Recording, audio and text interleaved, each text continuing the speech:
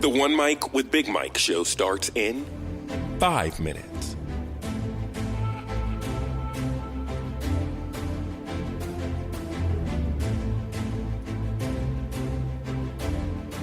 Follow the show on Spreaker.com or the Spreaker app and be a part of the show via the live interactive chat room.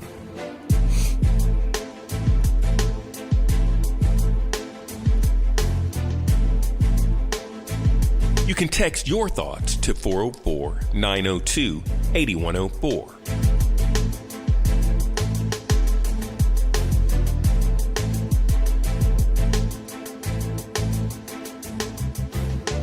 Check out the Facebook live stream at facebook.com/OneMic with Big Mike.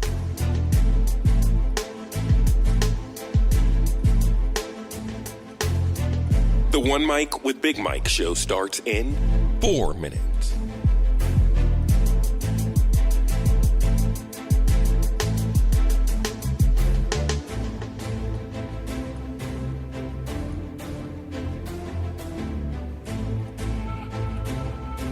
Follow the show on Spreaker.com or the Spreaker app and be a part of the show via the live interactive chat room.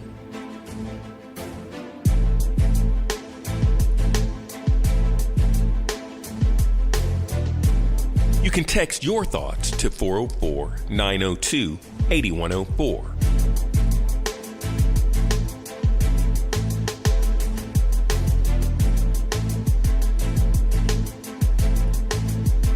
Check out the Facebook live stream at facebook.com/OneMic with Big Mike.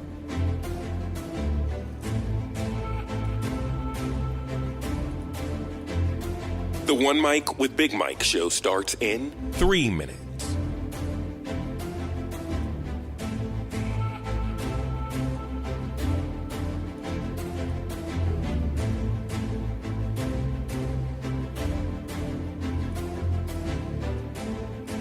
Follow the show on Spreaker.com or the Spreaker app and be a part of the show via the live interactive chat room.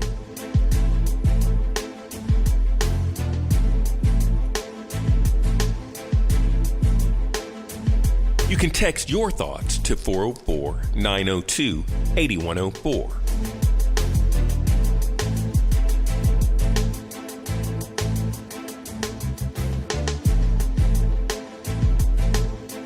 Check out the Facebook live stream at facebook.com/OneMic with Big Mike.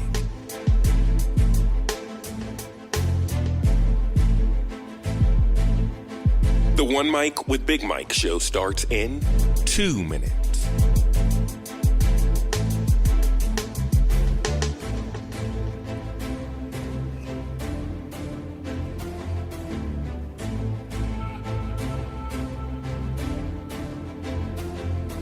Follow the show on Spreaker.com or the Spreaker app and be a part of the show via the live interactive chat room.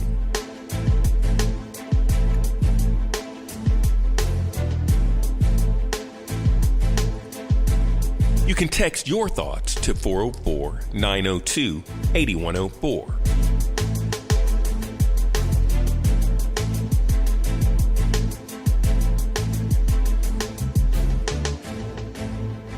Check out the Facebook live stream at facebook.com/OneMic with Big Mike.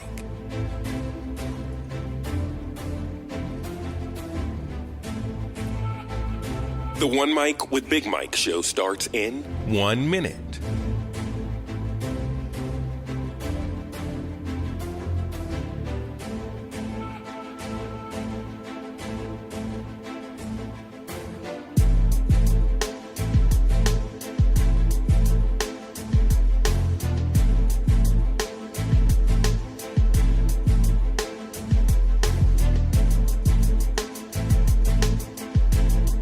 The One Mic with Big Mike show starts in 30 seconds.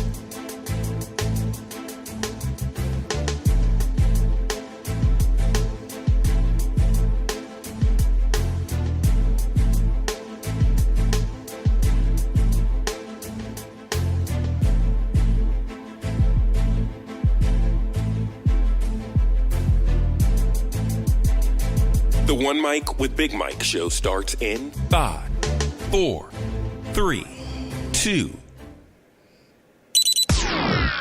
One mic. I'm back. It's the One Mic with Big Mike show. Live, There ain't no goddamn tape. interactive, and on demand. One Mic. Yeah, a sports show. The best move of LeBron's career, man, was dragging his sweaty ball sack right across Draymond Green's the nape of his neck and getting that dude suspended. And so much more. What's going on right now with Donald Trump? This is America, and it tickles me to death when white people are so shocked and appalled by it. What? It's the One Mic with Big Mike show. Of course, it's like anything, like ammonia or you sniffing glue is gonna get you high. You've been warned. The One Mic with Big Mike show starts now. Here he is. He's real cocky, he's real loudmouth, he's real flamboyant. He don't cow down to people. Big Mike.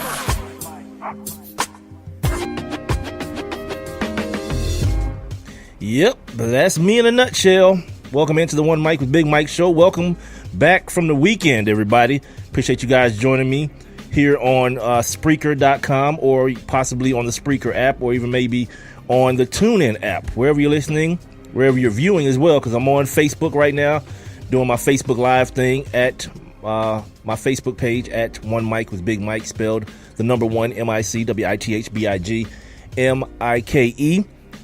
Don't forget, you guys can also hear the show on demand if you don't get a chance to stick around for the entire around about 2 hours tonight. You guys can check me out on the outlets I've already mentioned, as well as on iTunes, iHeartRadio, Stitcher, Google Play Music, and YouTube to be involved in the show. And I do advise that you do get involved in the show. It is an interactive show. I don't do a whole lot of question asking, but I just have a conversation if you decide you want to butt in or get your comments off, or you got any questions or need any clarification for what I'm saying or what I mean. You guys can text me at 404-902-8104. You can also leave all those things right below the streaming video on Facebook. You can also jump inside my live interactive chat room here that Spreaker has set up so that I can go a little bit more back and forth with you guys. All you got to do is be listening to the show via Spreaker or have the Spreaker app downloaded on your mobile device. You'll see a little thought bubble icon on the streaming player. Just click on that. It'll get you inside my live interactive chat room. You can also tweet me and send me whatever you want to send me via Instagram at the number one, MICWITHBIGMIKE. I've got a pretty decent show lined up for you guys today. I don't think it's a lot of stuff to really cover. As you guys know me by now. I don't go through each game over the weekend, week by week. I just kind of point out some of the things that I saw. We're definitely going to talk about the situation that happened in Foxborough last night. I got to because social media last night was very, very interesting. Along with that, at the bottom of the hour, my man Bill Bender, national college football writer from the Sporting News, is going to join me. We got one more week until we see the official college football playoff rankings, the first ones, which, they matter more than the coaches poll and AP poll, but not as much as far as the ones that are coming out, the first ones that come out. The last one is the only one that actually really, really counts. So we'll talk to Bill about what's happened in the first half, or a little bit more than the first half of, the college football season, and get his take on what we can expect moving forward.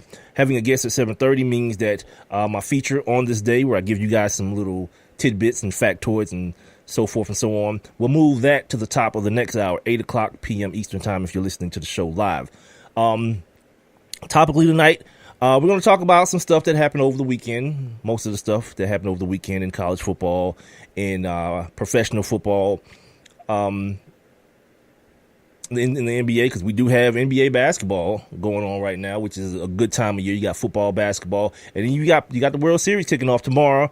Shout to the Dodgers, shout to the Astros playing in the World Series this year. So I don't really have a lot to talk about when it comes to that. Like, I'll watch the games, most definitely, and then comment on the games afterwards if anything happens, anything particular happens. But I'm not going to try to break down baseball after a whole season is gone by, plus playoffs, and me not talking about it at all. So we won't do that. All right, so let's start here. Let's start first of all with the fact we got Monday Night Football going on tonight.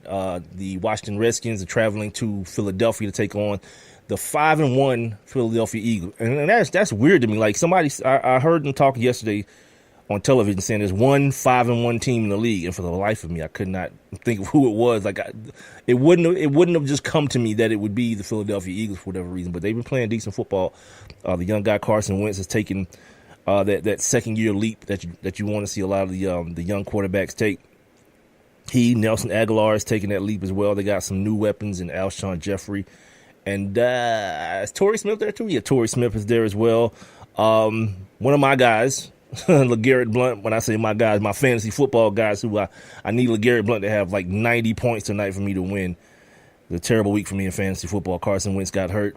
The kid from Green Bay, the running back, I left him on my bench with like 20-something points. So, yeah, that's kind of my life right now. Speaking of fantasy football, my man Rob Grimwood from across the pond, he's going to come at us from London.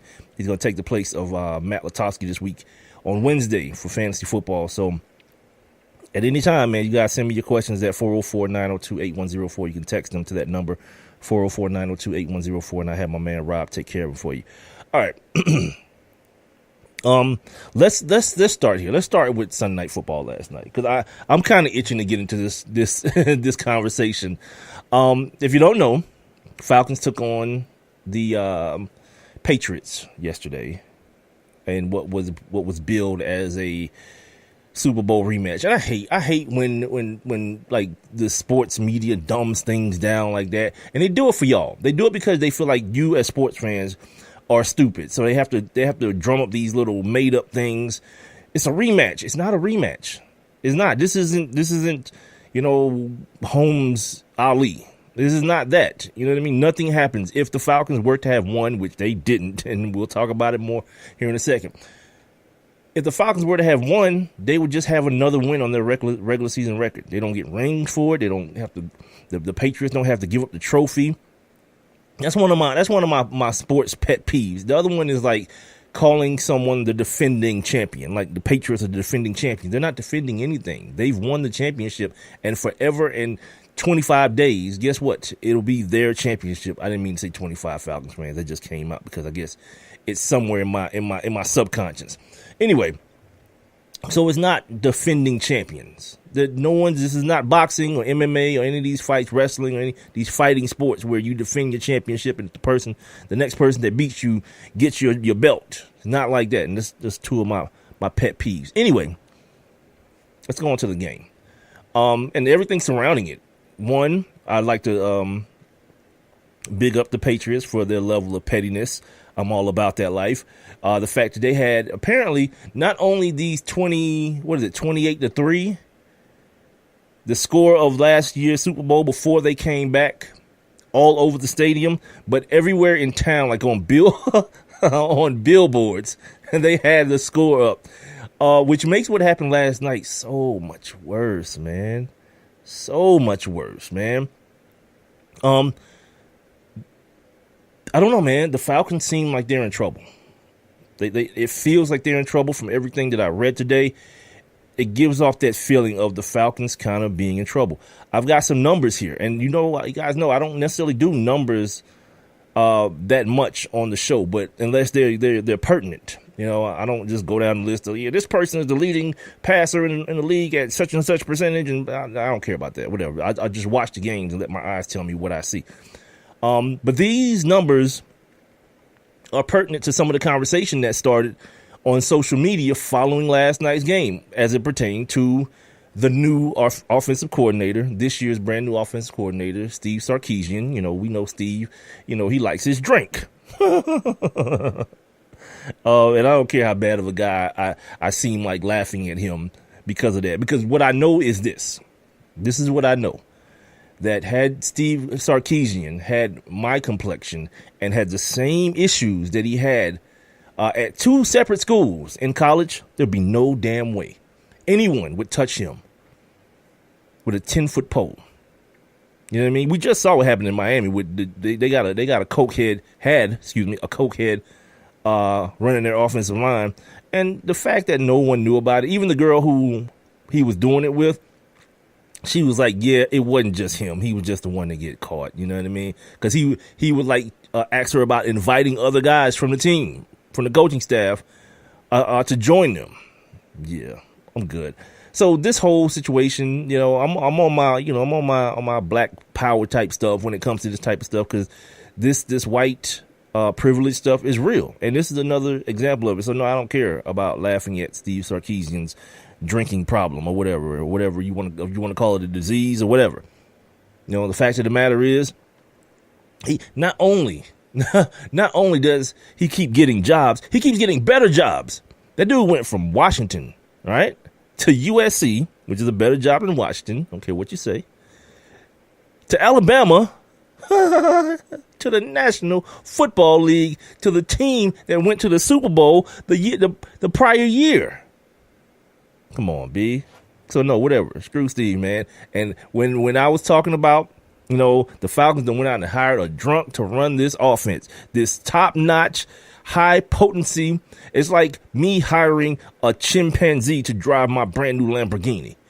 This can't turn out well. It can't. And everybody was telling, because when you do that stuff, this is the fans' first inkling is to talk about how you're hating on their team, even though they can see the truth as clearly as you can. The first instinct is, you're a hater. I think Sarkisian's gonna be all right. So when I mentioned this last night on Facebook and on Twitter, everyone from the beginning, I couldn't understand the hire. I didn't like the hire from the beginning. Really? Okay. Yeah. Okay. You know what I mean? No one, now all of a sudden, no one was on board with the Steve Sarkisian thing. So anyway, as far as the Falcons, I told you guys numbers were coming. Here are the numbers. Last season, the Falcons scored 505 offensive points. It was 38 more than any other team in the NFL. So they blew everybody out the water. This year, though, they're ranked number 14 in offensive scoring at 22.8 points per game. That's almost 10 points less than they scored last year. They're minus 32 points in second half scoring differential. That's third worst, which tells you this: whatever's happening when they go into the locker room is not good. People talk about all the time about halftime adjustments or whatever. Nope, no such thing. And I just saw this guy Matt Bryant missed field goal. He was my kicker this week in fantasy. One of the most efficient kickers, accurate kickers in the league. Couldn't kick for crap last night. It's frustrating, man. Most around the NFL, right? Teams are 33-9 when they're leading at the half, which seems like, okay, whatever. If you're getting outscored at the half and you're leading, who cares? Well, the Falcons, and this is when they're at home, the Falcons are just 1-2 in those games. Now, Matt Ryan last year threw the ball at an unprecedented level down the field. He was the best deep thrower in the league last year. This year, not so much. He's near the bottom this year. I don't know that it's Matt Ryan has gotten worse as a football player. Like, when you look at this equation, you pretty much only are left with the choice of looking at the thing that's changed, the variable within the equation that's changed, and that happens to be the offensive coordinator. You know what I mean? Last year, around the time where the Falcons were going through the Super Bowl, or going to the Super Bowl, making it to the Super Bowl, going through the playoffs, I should say. Kyle Shanahan was in line for a couple of jobs, and he was taking interviews and so forth. But other teams were hiring their coaches rather quickly. You know what I mean? They did it in Buffalo. They did it in L.A. They hired young coaches quickly. And I brought that up last year to the beat writer for the Atlanta Journal-Constitution, a man named D. Orlando Ledbetter. And I said to him, I had a feeling about this team. And before I just tell you what I said, I went and found the audio. It's about 2.5 minutes long, so you guys just bear with it for a little while. But I want you to hear this exchange between he and I about what I felt was going to be the future or the outcome of Kyle Shanahan moving on from this team. I think this is on January 17th, I believe, or somewhere around there. But take a listen. I feel like this may be as close as it gets to a do or die year for the Falcons because of the the acclimation process that it took between Matt and Kyle Shanahan, and now we're seeing the culmination of it here in year 2. But he's out of here. So essentially next year, Matt's going to be a year older. And I always feel that the Falcons fans here don't understand how lucky they are, not just of how good Matt Ryan is, but that dude is durable. He don't miss no games. And eventually the NFL, that catches up with you. So not only will he be starting over with a new coordinator, he'll be a year older. And then who knows what's to happen. We know what the product is now. Everyone here in Atlanta knows what the product is now. And I feel like this is the year to get it done or not. What do you think? Yeah, I don't think Kyle's gone, though, Big Mike. No? Big news today.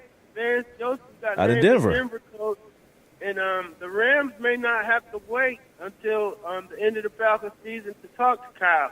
And Kyle's not just going to take any job. Jacksonville's gone. Nobody really wants the San Francisco job as your first job because that's such a major rebuild. Right. By the time they get good, you're going to be fired. So he wants to be a coach. He doesn't have to take any old job. Absolutely. So I'm thinking Kyle's going to be back next year. Ryan's 31. He knows the offense inside and out. He can probably teach it to the new guy, whoever comes in. So they're set that way.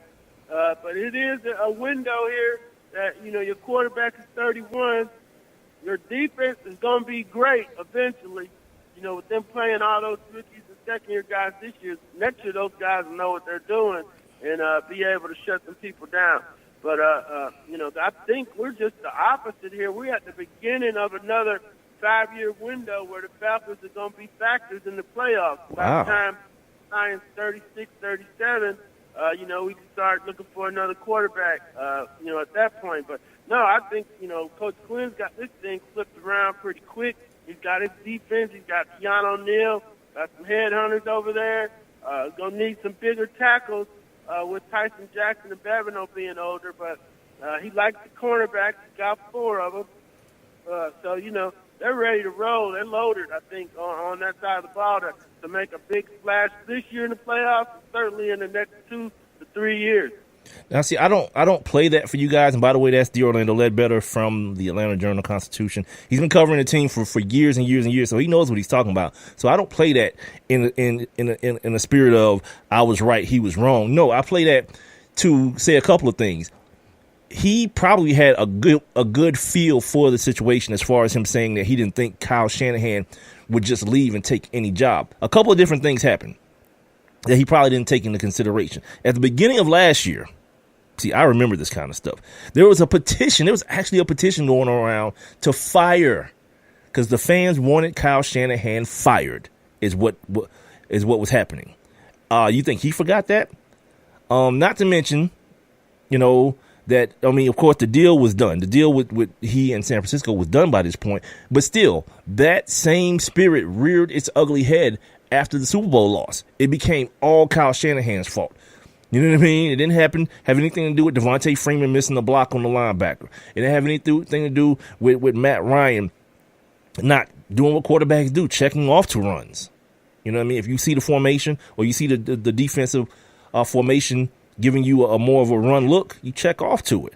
Those things didn't happen either. But people felt like it was more of a low-hanging fruit to put the whole situation on Kyle Shanahan. So no wonder he was ready to get out of here in the first thing smoking, not to mention the fact that he got an unprecedented contract with the San Francisco 49ers, which, kind of combats what the point that Orlando Ledbetter was making as far as the rebuild process, him not having enough time to go through it all because of the fact that he would probably be fired by the time they got good. Well, the San Francisco 49ers have given him and GM John Lynch time. And with John Lynch not having any GM experience, by proxy, giving Kyle Shanahan hella power.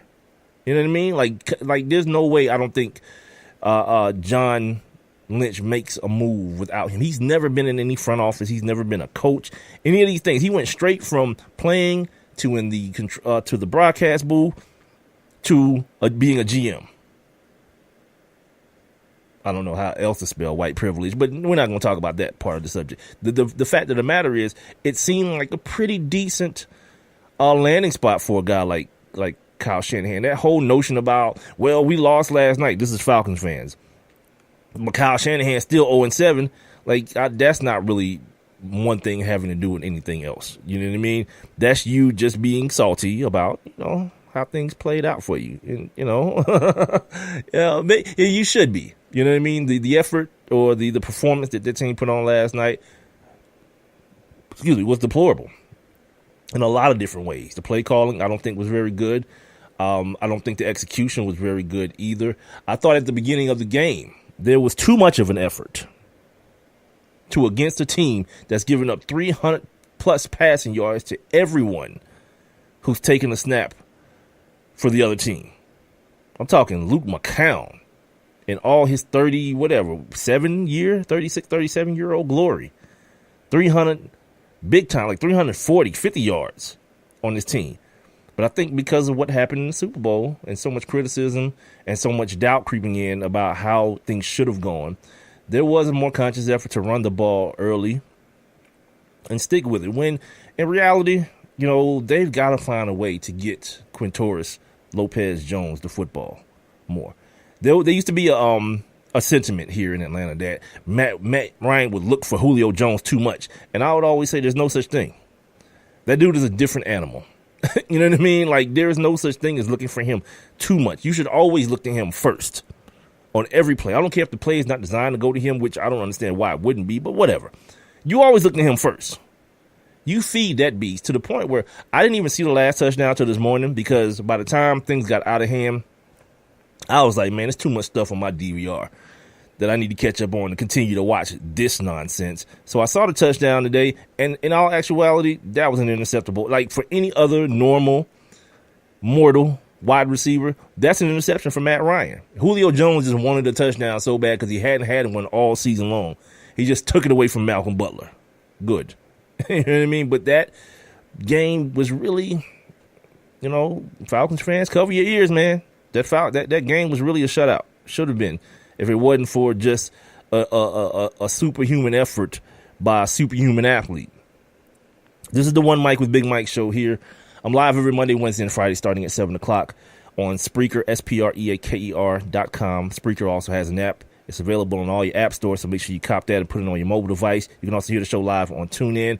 Bottom of the hour, my man Bill Bender from the Sporting News is going to come on with me, and we're going to talk some college football, figure out what he's been surprised in since the beginning of the season, because that's the last time we talked to him. We talked to him right before the season started. So now we're like around the midway point. We'll get his assessment on the things that have happened so far. So we do that at the bottom of the hour. Getting back to these Falcons, though. And this is not really even a commentary about the Falcons as much as it is about the people who call themselves Falcons fans. It's always been, and I'm from here. I'm from Atlanta. This is my home. It's been my home forever. I love it here. I don't fancy myself a fan. I've never fancied myself a Falcons fan or a fan of any of the teams here. I like when they do well, because the city seems to be a better place when they do well. Like today, man, I know this town was so humble. This was the most humble city in America today. No one could talk any junk to anybody because of what happened last night, because of the performance that was put on last night. But there's one thing I don't understand, how no matter how the Falcons win, it's the greatest thing ever. But when they lose, somebody's got to get fired. It's somebody's fault. The other team just wasn't better than the Falcons. You know what I mean? The fact of the matter is this, and here is the reality. And I mentioned covering your ears. I gave you time to cover your ears, Falcons fans. This team should be 1-5. Legitimately, this team, there's a huge chance that this team, I don't want to say should be, because they won the games that they won, but they could be. They could be sitting here at 1-5. Jordan Howard catches a football in the end zone at the end of that Chicago game. Toast. You're done. Right? Gordon, what's the boy's name? Golden Tate. He and Matt Stafford, that ball is 6 inches higher, and Golden Tate doesn't have to go to the ground while he's catching it. That's another L. Which gives you one, my gosh. I couldn't even imagine this city if that were the reality. The reality, of course, is that the Falcons are 3-3, and they got time to turn it around.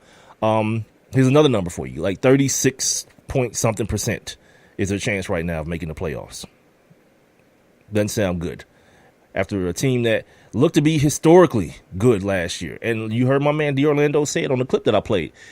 Everybody came back. Everybody of note. Desmond Trufant got healthy. They paid Devontae Freeman. Julio and Mohamed Sanu is back in the building. Taylor Gabriel is there. Austin Hooper, they got the big tight end. The line is back for another year together. You know, Vic Beasley back. They brought in Dontari Poe. They got those nice young fast-ass linebackers. But yet, something just doesn't seem to be right. And maybe, I don't know, maybe that whole Super Bowl hangover thing is real because we've seen it many, many times. We've seen it many, many times before with other teams, you know. And part of the reason is that's a lot of football to be played, man.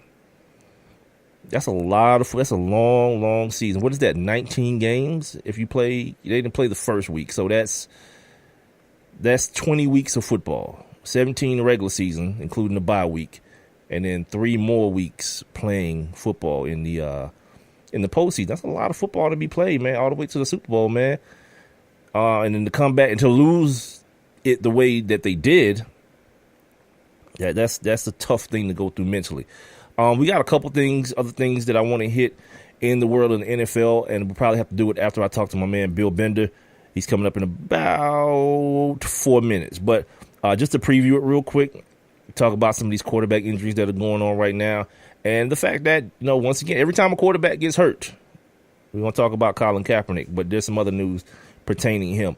We're going to find out about Jerry Jones and why he thinks the ratings in professional football are the way they are. You guys could probably guess what he thinks they are, but I'll give my take on his take. Where was I? Sorry. Guys, you ever look at football on Sunday and be like, damn, that dude is in the league still? That happened to me this weekend. And, of course, Ezekiel Elliott. There's a bunch of, like, legal stuff going on in the damn NFL. Ezekiel Elliott, Aaron Hernandez, one of his legal cases has been solved today. Nothing pertaining to any. Well, I'm not going to say it's not pertaining to any money, because this may end up pertaining to some money. I will also dip into the world of the NBA.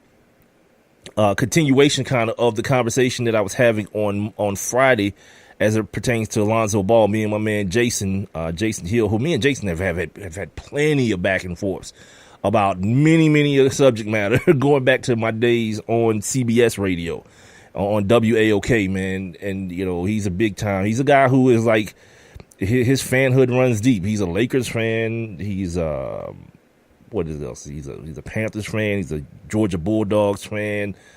Maybe something else that I don't know. And he's from Atlanta, so there's that. I don't know. I've never asked him. Anytime he's called the show, the old show, I've never asked him like how all these things materialize. But I'm sure there's some sort of rationale to it. So yeah, we'll continue that conversation. Some other NBA stuff to go. I'll give you guys the schedule for the night. Some weird stuff happened. People apologizing all over the world of the NCAA. So we'll get into that as well. And I've got some. Oh, shout out to Jamel Hill. Jamel Hill back at work today. It seemed like it was kind of like mad awkward, kind of eggshellish, but you know, she's back at work today. I saw a quote from her yesterday saying that she deserved her suspension. I know she doesn't believe that, man. You know what I mean? Because you know how I know she doesn't believe it? Because at the same time she's saying that, she's like, I don't regret saying anything that I said. Yeah, exactly. Like, I'm sorry, not sorry. Exactly. That's how it should be, man. But, you know, she can't. She got to be the good company woman because she's on her last straw. And a lot of people are thinking like they go ahead and cancel their show and not re-up them and things of that nature because of her.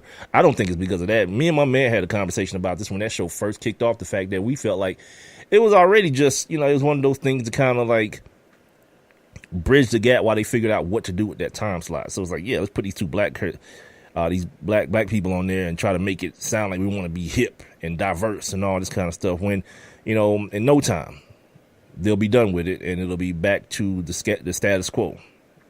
We'll see though. You know, that was just me and my man Calloway. That's the way we kind of foresaw it going. Anyway, I'm going to shut up, stop talking, and get somebody on this on this mic, we're on this show that can bring some education and some insight to it. His name is Bill Bender.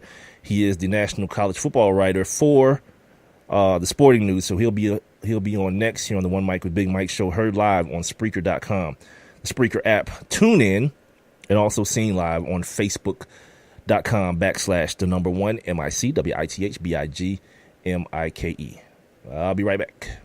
I only have one question for you. Do you or someone you know run a business that could benefit from additional exposure? The One Mic with Big Mike show is currently taking on new sponsors and advertisers. One Mic with Big Mike is currently syndicated across 8 different online platforms, and your company's name could be heard and seen across all 8 as well. Let's get to work. Please send all inquiries to Mike at onemicwithbigmike.com. Thank you for listening. Thank you for your continued support. All I need is one mic. My name is Dale Pazinski. I'm 19 years old, and this is how I live united. I've always been kind of a computer geek, and I found a way to use those skills to help the homeless in my community. For people facing hard times, computer skills and a basic resume are so important. It may seem like a small thing, but it makes a huge difference in people's lives. So with United Way, I created a program where I work with the homeless. Together, we go through their whole job history, write a resume, and then save it on their very own USB drive. We provide workbooks and training certificates. I even budgeted for cupcakes so we can celebrate as a class when one of our people gets a job. That's huge. When somebody says, "Hey man, that job that you helped me apply for, I got it." That's what living united feels like to me. My name is Dale Pazinski. I help people achieve financial independence. So I don't just wear the shirt, I live it. Give, advocate, volunteer, live united. Go to liveunited.org. Brought to you by United Way and the Ad Council. And now, back to One Mic What are we waiting for? Let's get to it. with Big Mike. Welcome back to the Monday episode of the One Mic with Big Mike show, here live on Spreaker.com, the Spreaker app, as well as on TuneIn. Don't forget, the show is also available on demand on all 3 of those outlets, as well as on iTunes, iHeartRadio, Stitcher, Google Play Music, and, of course, YouTube. The Facebook live stream is pumping right now. Head on over to Facebook. I'm at the number 1 MICWITHBIGMIKE. And if you want to participate in the show, text me at 404-902-8104. You can also jump inside my live interactive chat room by clicking that little thought bubble icon you see on the streaming player. Now, as promised, we're going to bring some insight and some education to the show. He's coming to us from the Sporting News. He's the national college football writer for the Sporting News. Follow him on Twitter at BillBender92. Y'all give it up one time for my man Bill Bender. Bill, what's happening, man? How you doing? Hey, Mike, I'm doing well. Thanks for having me on. No problem, man. Thank you for being on. Now, let's start here. Let's start with we have the final poll that doesn't matter, leading up to next week's poll that will start to matter. Anything surprise you so far in this particular poll? Not really. It's pretty straightforward in the top 10. I think as we get into the rankings, there'll be a little more clearing up this week, especially with the Ohio State-Penn State game. I believe there's 3 or 4 ranked matchups in the same time slot this week, so it's going to be a lot of fun. Yeah, that mid-afternoon there. Before I get too deep into what's going on on the field in college football, I want to ask you about this FBI investigation that's hit college basketball. I know you cover football pretty closely. Do you see this thing leaking into or getting into the football portion of college sports? I don't think so. I guess I think it's interesting. The people that tell me that the polls don't matter always crack me up, because then it becomes a big deal when a team like Michigan, for example, drops out of the poll. Right. You know what I mean? So I think as we head into that, but certainly what the college football playoff has done is that those rankings are what matters. That's what we kind of, you and I and everybody else will be overreacting next Tuesday night, I'm sure. Well, see, I kind of fall out of that club. I just wait to the last one. Like anything that happens before that, I just wait to the last one, the one that I feel like absolutely counts. I want to ask you about something that happened last week, though. last Friday. It's something that kind of like, got under my skin a little bit in that Clemson-Syracuse game when I saw Kelly Bryant out there just limping around and not being able to protect himself. And it kind of coming off as this matter of fact thing when the guy who is his head coach and I believe is charged with protecting the kid is one of the guys he is the guy who had the quote of, if they start paying players, I'll quit. And I want to know from a guy who covers the sport, like, how did you feel when you saw what ended up being the result of him not being able to protect himself, him getting a concussion? Well, I think the thing was anybody who watched that game, and when you have a quarterback in an offense that runs Mm-hmm. part of his game, like a big part of Kelly Bryant's game. Absolutely. And you and I could probably both tell early he couldn't run. He couldn't run on that ankle. He couldn't plant. And I'm like, well, that takes away half of their run game. Syracuse knows it, and then he ends up getting hurt on a run. Some quarterbacks can play hurt, and I get that. And either, Dabo and those guys thought he was good to go, or he maybe sandbagged during the week, and I'm not saying one or the other happened, but it was clear on the field that Kelly Bryant wasn't good to go. Yeah. He is the national college football writer for the Sporting News. Bill Bender joins us. Follow him on Twitter at Bill Bender 92. All right, let's talk about what happened this past weekend. Penn State absolutely got all up in Michigan. But here's the funny thing to me, and I want to ask you about Penn State as a team. They were chanting in the stands, "We want Bama," right? Now, they've got a little business to take care of this week. You already mentioned it against Ohio State. They got to go to Ohio State. But is Penn State, in Bill Bender's opinion, the second best team in college football? They're close. I mean, they are right now, but we're going to find out, like I said, all we need to know. I think they're pretty complete on both sides. Their defense is probably a touch underrated. They have the best player in the country in Saquon Barkley. He's a joy to watch. And they beat up on Michigan pretty good, like you said. I think the thing that impressed me was Michigan made that a game. They made it 14-13. They go down and score, and then I think Penn State kind of closed the door in that game when they scored in a minute right after that. Right. That was it, and then party on after that. But if they win this week, I would say, yes, they are the team best equipped maybe to take a run at Alabama. But as you know, and I know, sometimes you better be careful what you wish for. Right, absolutely. And when you say the team that's best equipped to take on Bama, I want to ask you about that particular statement here in just a second. But first, let's continue with the Michigan theme. I saw today, and it's been everywhere, that Jim Harbaugh and Brady Hoke have the same record after 30-something games, and 25-8. Not because Michigan would ask him to leave, but because of his personality. How long do you see this thing, if it maintains its current pattern, how long do you see Jim Harbaugh sticking around? He doesn't seem like the type of guy who likes that feeling, especially the fact that they don't seem to be able to beat their number one rivals in Michigan State and Ohio State. I think that narrative overplayed, okay. And that would be the nicest way I would put it. Brady Hoke after that was 6-14. So if anybody out there thinks Jim Harbaugh is going to go 6-14 over the next 20, let me know, because it's not going to happen. Right. So yeah, they need a better offensive plan. They need a quarterback that's not a transfer. They need to be able to run the football. Their defense is fine. I think with the recruiting they have, they're going to be fine. And I wrote about that. Fine is one thing, but they got to go out and beat a Michigan State. I think the Michigan State loss really derailed this season, because had they beat Michigan State and lost to Penn State, this wouldn't be as big a deal as it is now. And I also, and you know the schedule, I see your Twitter avatar, I think they're going to be 8-2 when they head into those last two, and it would help a lot if they at least split those games. Wow. And so what we're looking at realistically where Michigan can end this season with 3 losses, saying, if we concede that they lose this week to Penn State and they still got Ohio State, which I don't know about you. I think Ohio State is a better team than Michigan. And I think they're getting better. I think JT Barrett is getting a little bit more comfortable as the season goes on, and they're just hanging around there, and they're doing one of the things that I always talk about: losing early. you lose early, so people start forgetting about it, and then when the teams above you start to lose, you just start creeping back into the mix, and it feels like that's kind of what Ohio State is doing. What say you?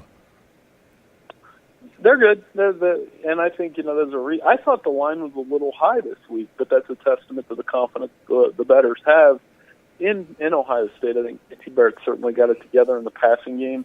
They haven't played anybody. That's the other thing. Yeah. They have not played a good team, and this is a good team, and this will be a fun game, and these are the two best teams, in my opinion, in the Big Ten. So we'll see how it goes. Now, if they lose, and as is the reaction in Michigan and anywhere else, the blowback will be on JT Barrett, and that's why this is his game. I think this is his chance to quiet a lot of critics that come out each and every time, and it's not many times that Ohio State loses. Okay, let's rewind a little bit. You're saying to you saying that Penn State has the best chance of knocking off Alabama. There's some people down here who love that team in Athens. Unbeknownst to me why the love is so deep, but they do. People down here where I'm at in Georgia love that team in Athens, and they've been playing some pretty damn good football. Probably better than you and I expected them to when we first spoke, especially with the dynamic of the quarterback changing and so forth. But there's some people down here who really believe that Georgia team has an opportunity, saying that they meet in Atlanta undefeated to beat that Alabama squad. So I got two questions as far as this goes. One being, do you see a stumbling block as the season, when we come down the stretch in the season for this Georgia team? And then two, if they do end up in Atlanta undefeated, what kind of chance do you give them in knocking off Nick Saban's squad?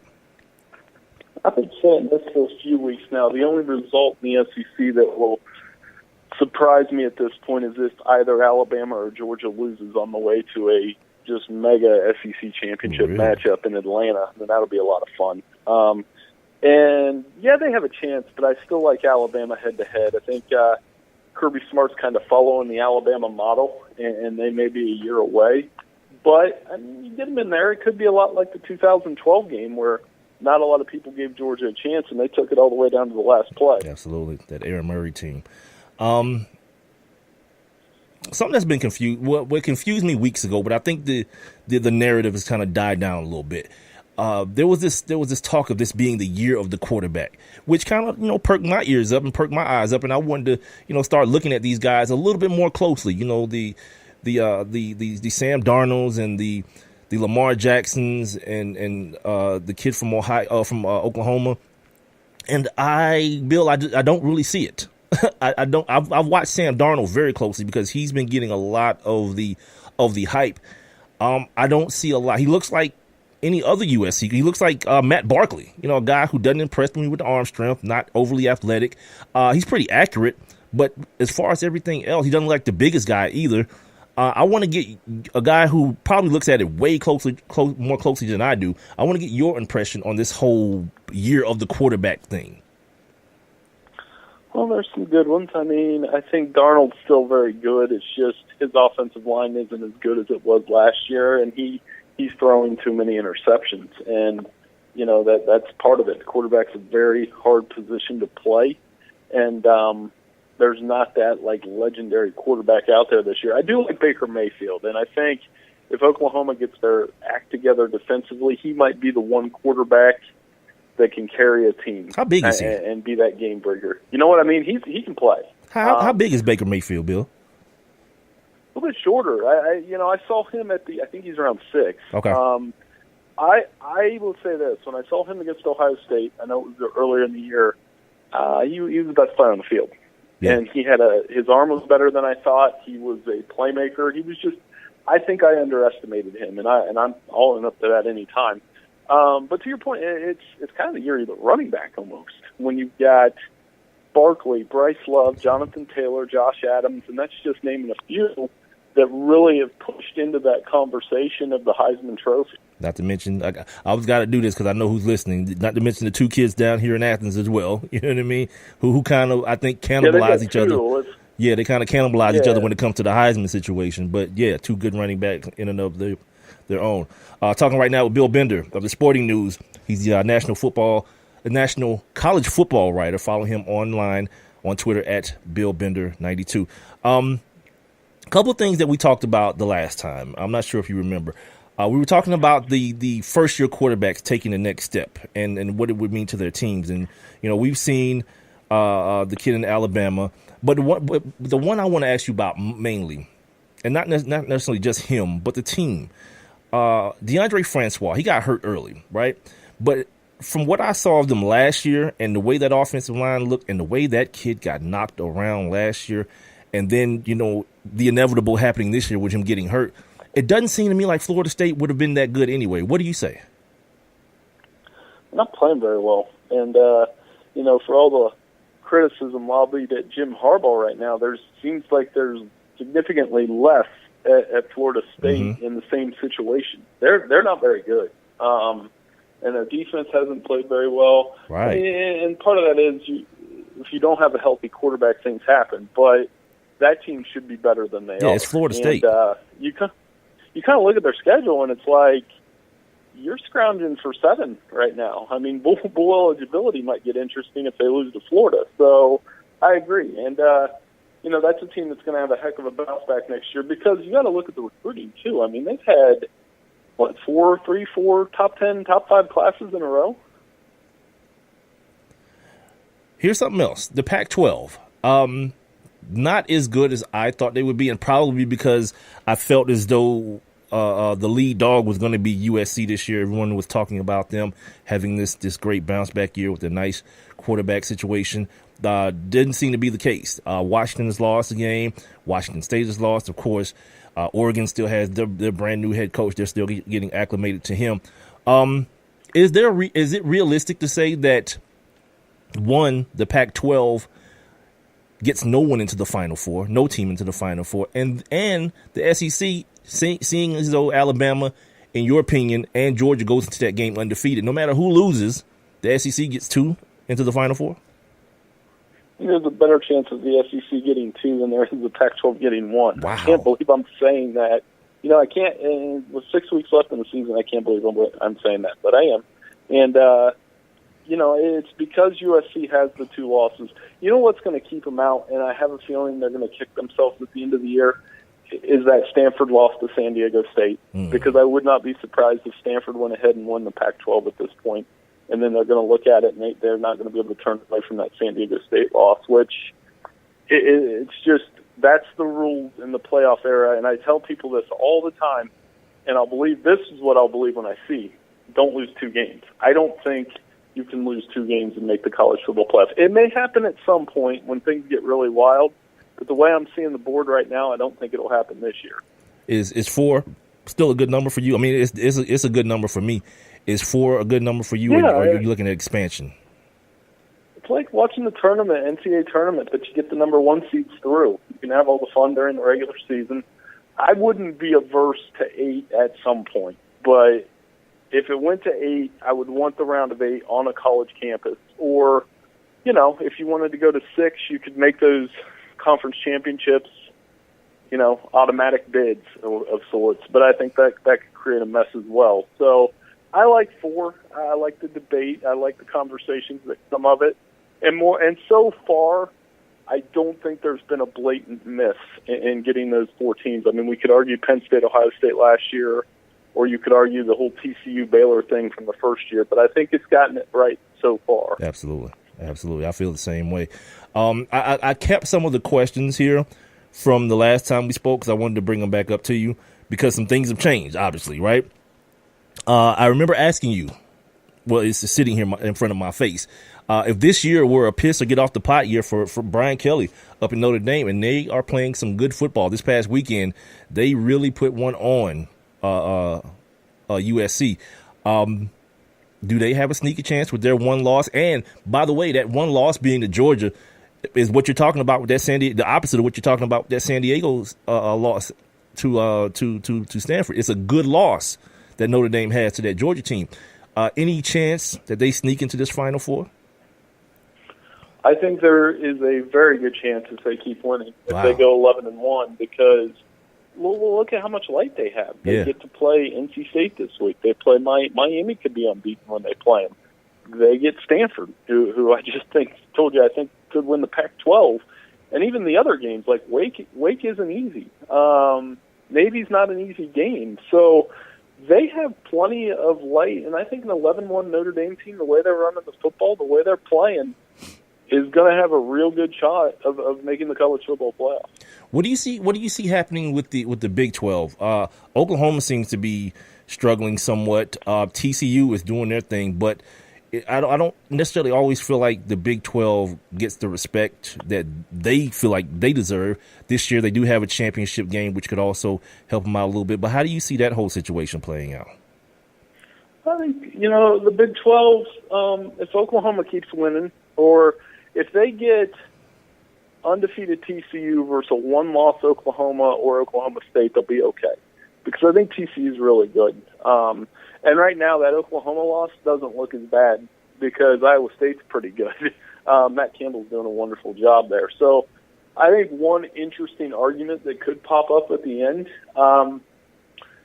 if it's Oklahoma and Ohio State at one loss for that last spot somehow, good luck, because Oklahoma won the head-to-head, but they probably had the worst loss.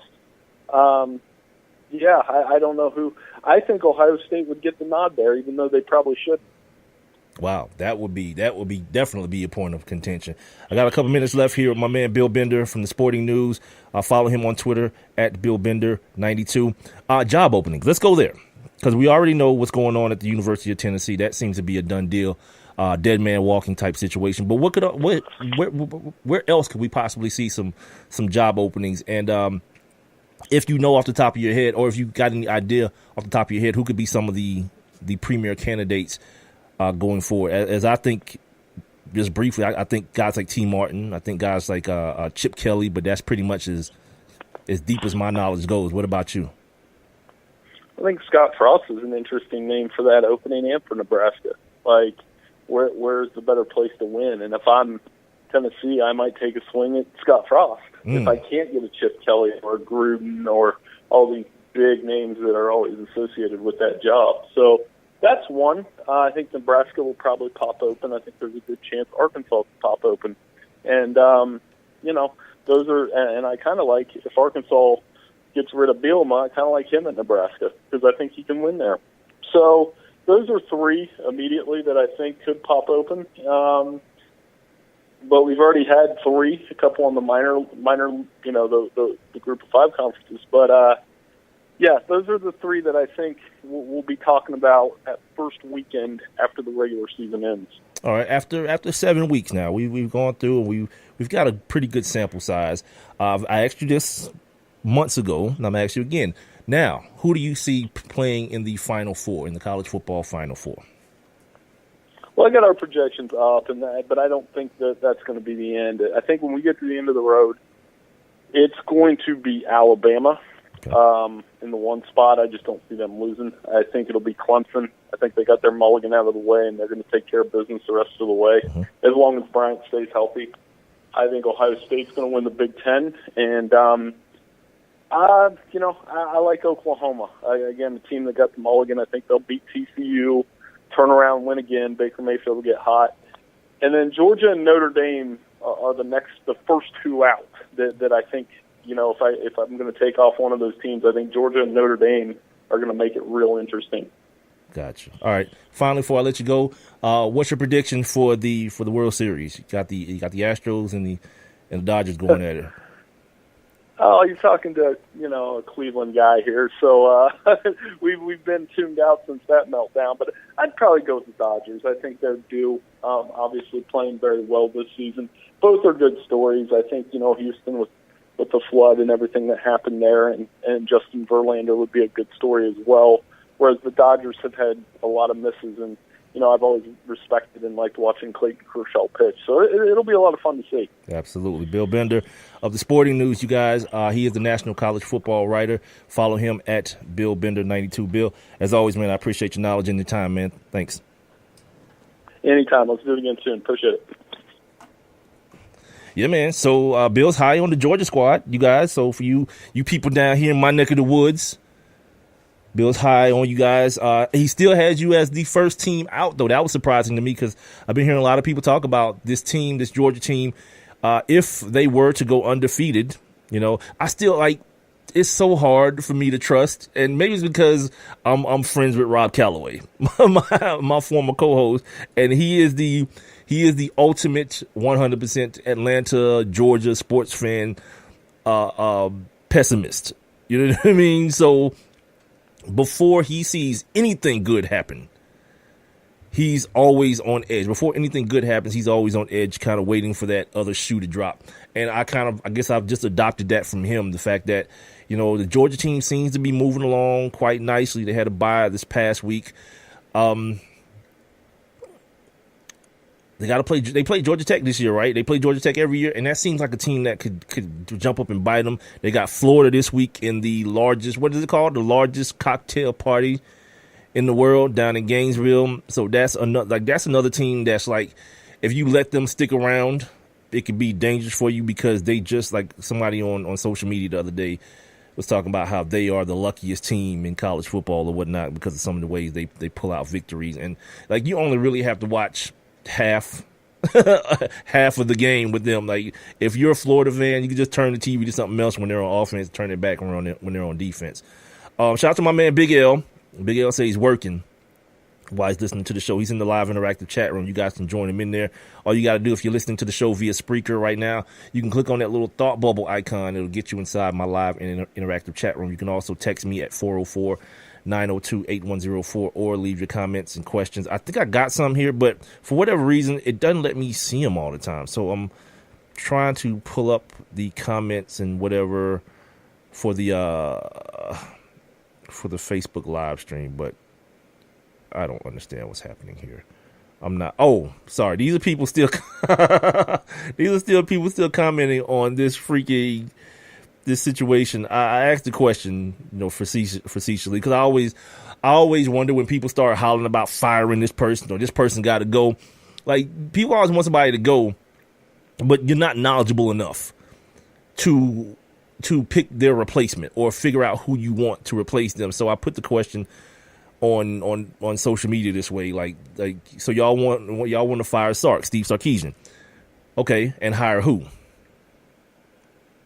One person put Paul Johnson, Lane Kiffin, the Nature Boy Ric Flair, Rex Ryan, Pep Hamilton. You know what's funny though about this though? No one's screaming Raheem Morris. Raheem Morris is a guy who went from being a defensive coach to now being the wide receiver coach. He's been there through the whole situation. He was also a head coach at one point in the National Football League. He was the head coach of a very young Raheem Morris was the head coach. Head coach of the Tampa Bay Buccaneers for a while, and no one screaming that name as a guy who may have not saying that, firing Sarkisian, but even before that hire, promoting the guy who was already there and who already knew the players and so forth and so on. That was kind of one of the shocking things to me when I heard about the Steve Sarkisian hire. Like, okay, this guy hasn't done anything in a couple of years, and the one thing he did do was take over for Lane Kiffin. Ended up being a failed experiment by Nick Saban, and this is the guy that just goes to show you, man. Like, people have their relationships, man, and everything ain't about what you know. Sometimes it's about just who you know. And when you are a white man who is a proven, embarrassing drunk of an alcoholic, both, yeah, I said it that way to be redundant, and you can still find yourself moving up up in the world, not even staying like on the same level, moving up in the world. That's only about that only has to point to relationships and the people who know you and think that, I know you past the drinking, and I know you as a person. They want to start like giving you benefits of the doubt and things of that nature. Cool, whatever. I mean, cool, but now look where you at. You're not. There's no way you're gonna hold on to Kyle Shanahan. That wasn't gonna happen, right? But man, I just don't know, why you wouldn't just try to promote from within. And I don't know how much of the offense Raheem Morris knows. Like I said, he started off as a defensive coordinator, so I don't know, or a defensive coach. I'm sorry, he was a DB coach at one point as well, before he got here in Atlanta. And I don't know if it's a situation where he hadn't called plays before or any of those situations. So I just don't want to be like, yeah, they should have just promoted the brother. I don't want to be that guy because I don't know what his qualifications are as far as that. He's new to the offensive side of the football. But damn, B, That's why somebody mentioned Pep Hamilton. Pep Hamilton was on the staff as well. Do 7 weeks of the NFL season, 10 more to go. You gotta get together. If you're an Atlanta Falcons fan, your team got to get together, man. If this isn't to be one of the biggest disappointments in NFL history, well, the biggest probably being that 28-3 situation. Anyway, we're gonna take a break, come back, do On This Day, and we're gonna move on to some other things throughout the NFL. Got to talk a little bit more about college football and the NBA before we get out of here. This is the One Mike with Big Mike show. I am live right now on Spreaker.com, so tell a friend to tell a friend to tell a damn friend. I'm here every Monday, Wednesday, and Friday, starting at 7 o'clock. Won't be here this Friday, though. Got to do some stuff with the family, man. My parents coming up. We got to take care of my sister real quick. Not like murder her or anything. We got to literally take care of her. Also on the Spreaker app, and I'm streaming live video on Facebook at the number 1 MICWITHBIGMIKE. I'll be right back. Well, I have one question for you. Do you or someone you know run a business that could benefit from additional exposure? The One Mike with Big Mike show is currently taking on new sponsors and advertisers. One Mike with Big Mike is currently syndicated across 8 different online platforms, and your company's name could be heard and seen across all 8 as well. Let's get to work. Please send all inquiries to Mike at onemikewithbigmike.com. Thank you for listening. Thank you for your continued support. All I need is one mic. Hey everyone. Let's all stop what we're doing right now and take a moment. That felt good, huh? Just like that, we had a nice special sort of moment together. Of course, they don't all need to be quiet moments to be special. They could be loud moments, goofy moments, sporty moments, dorky moments. Moments where we talk or walk or just hang out. It doesn't really matter. They all count. Because every time dads like us take a moment like that to spend with our kids, well, it's pretty momentous. Sounds like somebody agrees.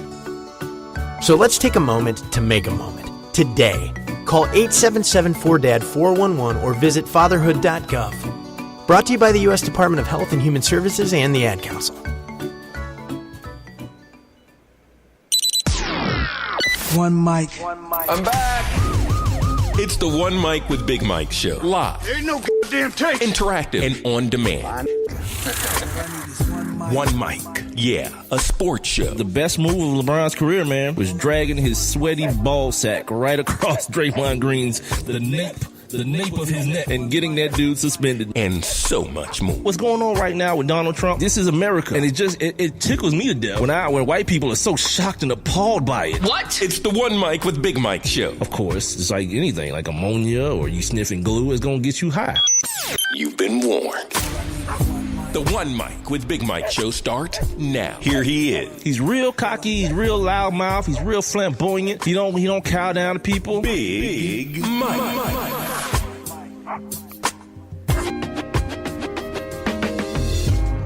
Yes, sir. Yes, sir. 1 hour down here on the One Mike with Big Mike show, getting ready for Monday Night Football. Got the Washington Redskins taking on the Philadelphia Eagles in Philly. I'm here, man, live on Spreaker.com, the Spreaker app, and tune in. Tell a friend to tell a friend to tell a damn friend. I'm also on demand on all 3 of those outlets, as well as on iTunes, iHeartRadio, Stitcher, Google Play Music, and YouTube. You can also catch the Facebook live stream going on right now at the number 1 MICWITHBIGMIKE at One Mike with Big Mike on Facebook. Text me, man, if you want to get in on these conversations. 404-902-8104 is my text line. 404-902-8104. You can also jump inside my live interactive chat room at the number 1 MICWITH. My live interactive chat room here on Spreaker. Just click the little thought bubble icon on that streaming player. It'll get you right up in the building, man. Here's a crazy story. An Orlando couple ordered a set of storage bins from Amazon. They were surprised when those storage bins showed up on the doorstep and weighed like 65 pounds. The Orlando couple actually found 65 pounds of the stickiest of the icky. Yes, that marijuana, that Mary Jane, that perp, that chronic, wrapped up inside their Amazon order. They Yeah, I'm going to assume these are either old people or white people. One of the two. They turned the drugs into the police and contacted Amazon about their order. Hello, customer service. Yeah, I ordered bins, but the bins came with weed, poundage, like 65 elbows of weed in them. I'd like to know what the return policy is on this weed. So anyway, no one from Amazon would talk to them. So after a period of silence, they received an email from Amazon with a $150 gift card and a message saying, quote, I am unable to do anything else at this time. I'm like, you keep that weed. We don't want nothing to do with it. Yeah, that weed would have got flipped so easy, so quickly. I'm talking about all, like, I'm not bagging nothing. I ain't doing nothing but moving weight at this point. 65 pounds? That sounds like the come up. That sounds like the ultimate refund from Amazon. But I guess they did the right thing. You know, they got a much better moral compass than I have, apparently, which I have none. Or very, my moral compass is very, very little to none. Let's take a look back. Now, let's take a look back. On this day. All right, your Monday edition of On This Day goes a little something like this. On this day in 1930, J.K. Scott won the first miniature golf tournament. The event was held in Chattanooga, Tennessee. On this day in 1945, throw your fist in the air, the Brooklyn Dodgers signed the great Jackie Robinson. He ended up playing for the Dodgers starting in the following season, which would be 1946. On this day in 1978, Brian Trottier of the New York Islanders broke the NHL record when he scored 6 points in one period. I know this about hockey, that points don't mean goals. Like, you get points off like assists or whatever, so it's not like he scored 6 goals. He either assisted or scored on goals. Shout out to me, black dude knowing a little bit about hockey. On this day in 1988, the great Dan Marino of the Miami Dolphins passed for 521 yards, 3 touchdowns, and completed 35 of 60 passes against the New York Jets. It was considered the single best passing day in NFL history at the time. Like, that's what they forgot to write here. At the time. Like, 35 of 60, not all that good. 521 yards. We might see that tonight from Carson Wentz.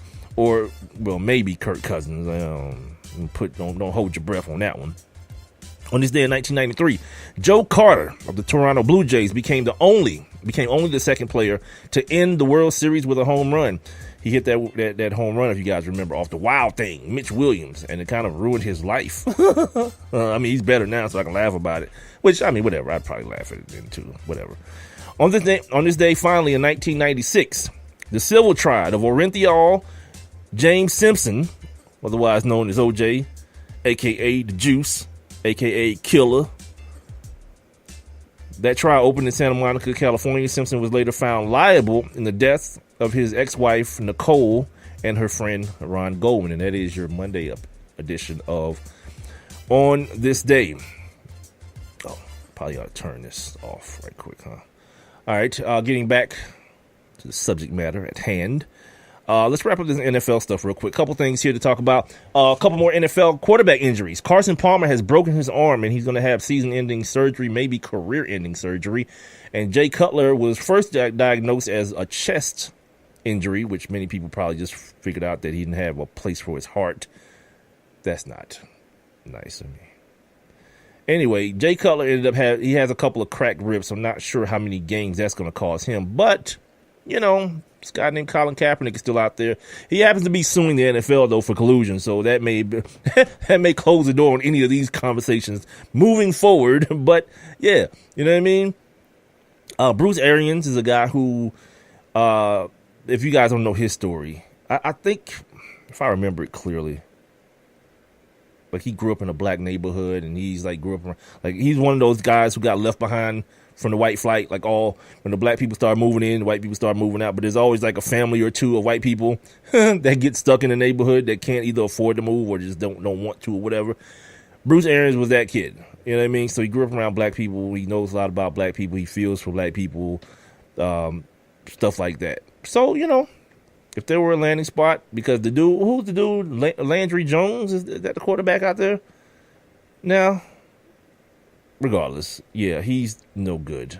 He hasn't been. Every time they put him in the game, he's no good. They need a quarterback, unless they just want to waste Adrian Peterson, who, by the way, remember, Adrian Peterson's back, and I said last week, they all have a little in the reserve. Yeah, Adrian Peterson went over to London and stunk it up in front of the foreigners. He embarrassed us in front of the company. I asked my man Bill Bender about it.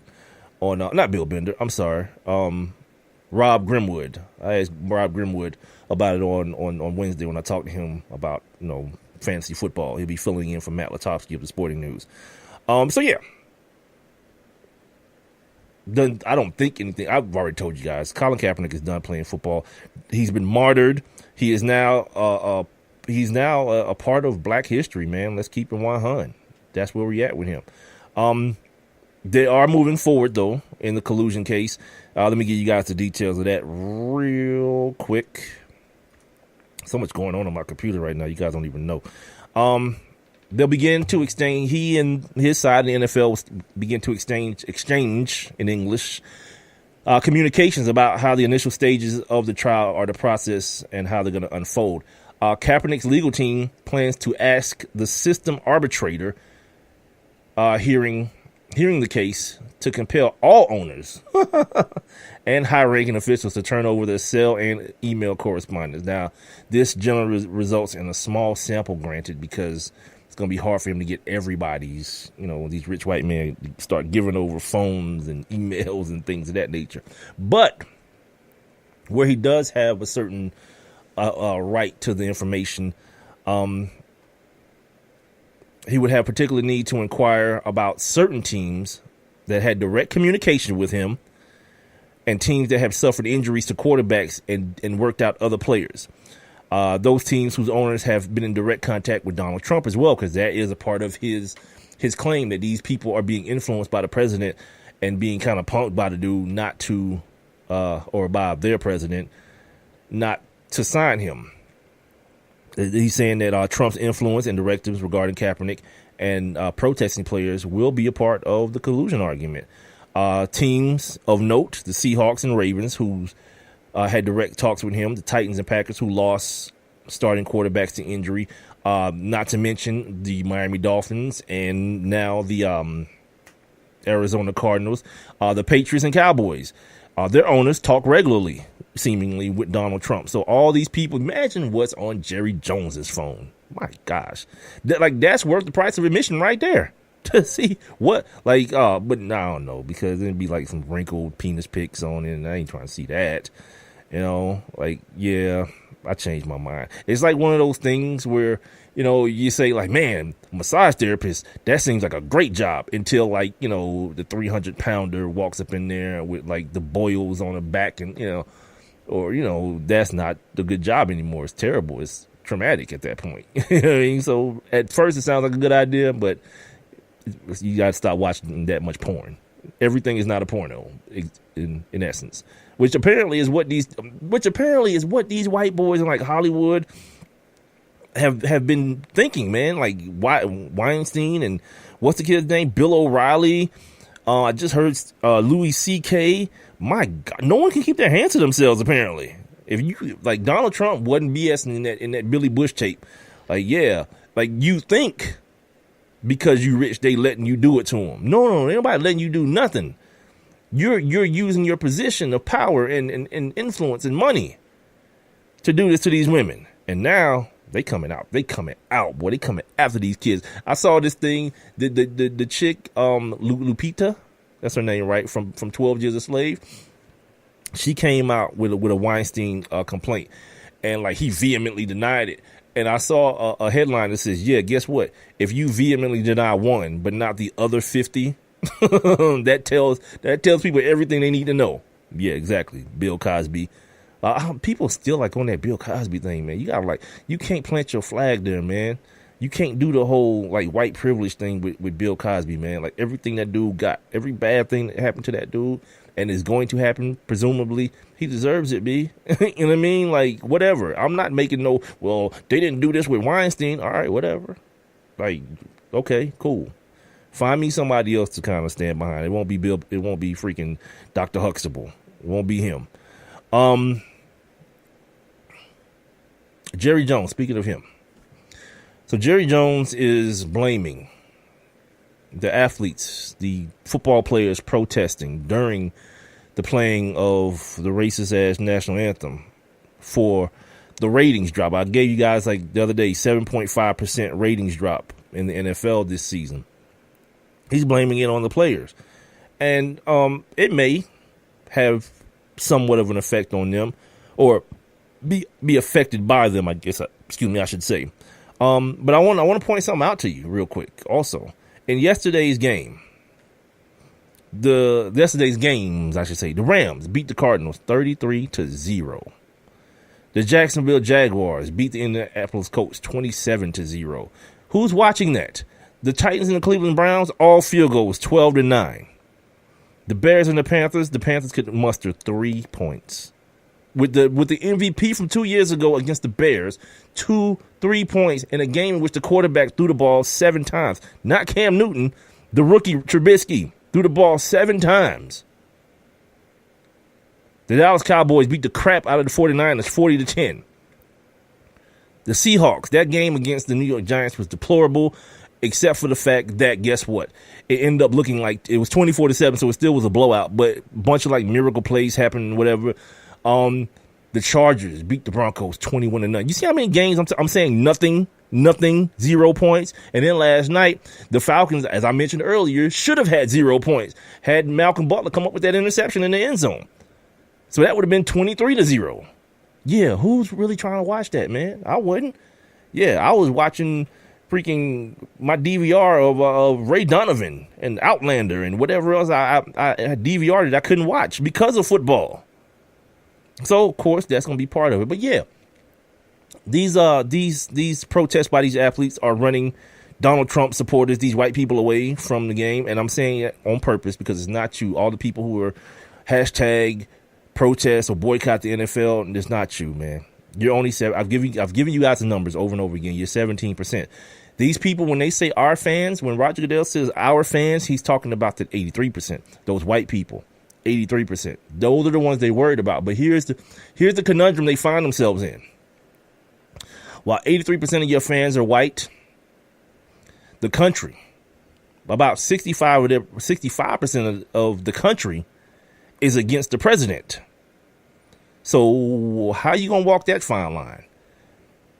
Because in a way, by Jerry Jones doing what he's doing, he's appealing to that 35% of the country that's a part of the president's base, right? And appealing to his 83% in the NFL, the white people. But your labor force, it's like 70% black. I'm throwing a bunch of percentages at you, but it's a lot of stuff to deal with if you're in the NFL. For a league that definitely never tries to take the side unless they're absolutely positively forced to. That's why they're in this crap with Ezekiel Elliott now, for no reason. They tried to file a motion for a sped up decision so that he possibly couldn't play next week. He played this week. He's in line to play next week because their motion got denied. But really, we shouldn't even be on this, man. The police, the DA, all these people have said there's nothing there. There's nothing there. And meanwhile, while this is going on, I don't know if you guys remember this. Michael Irvin was supposed to be under investigation because he called a case. Jarvis Landry just had a case dropped against him, and they said they were going to investigate his situation as well. The NFL has found itself, like, to me, way over its head in this situation. Like, because like what it feels like, and what a lot of people have reported who are close to these situations, is that you're looking for. You have the result in your mind that you want already, so you're looking for evidence to support the result that you've already come to a conclusion of. No one does an investigation that way. No one, no credible organization or investigative organization does one that way. But you're the NFL, and Jerry Jones said it best today. You're about perception.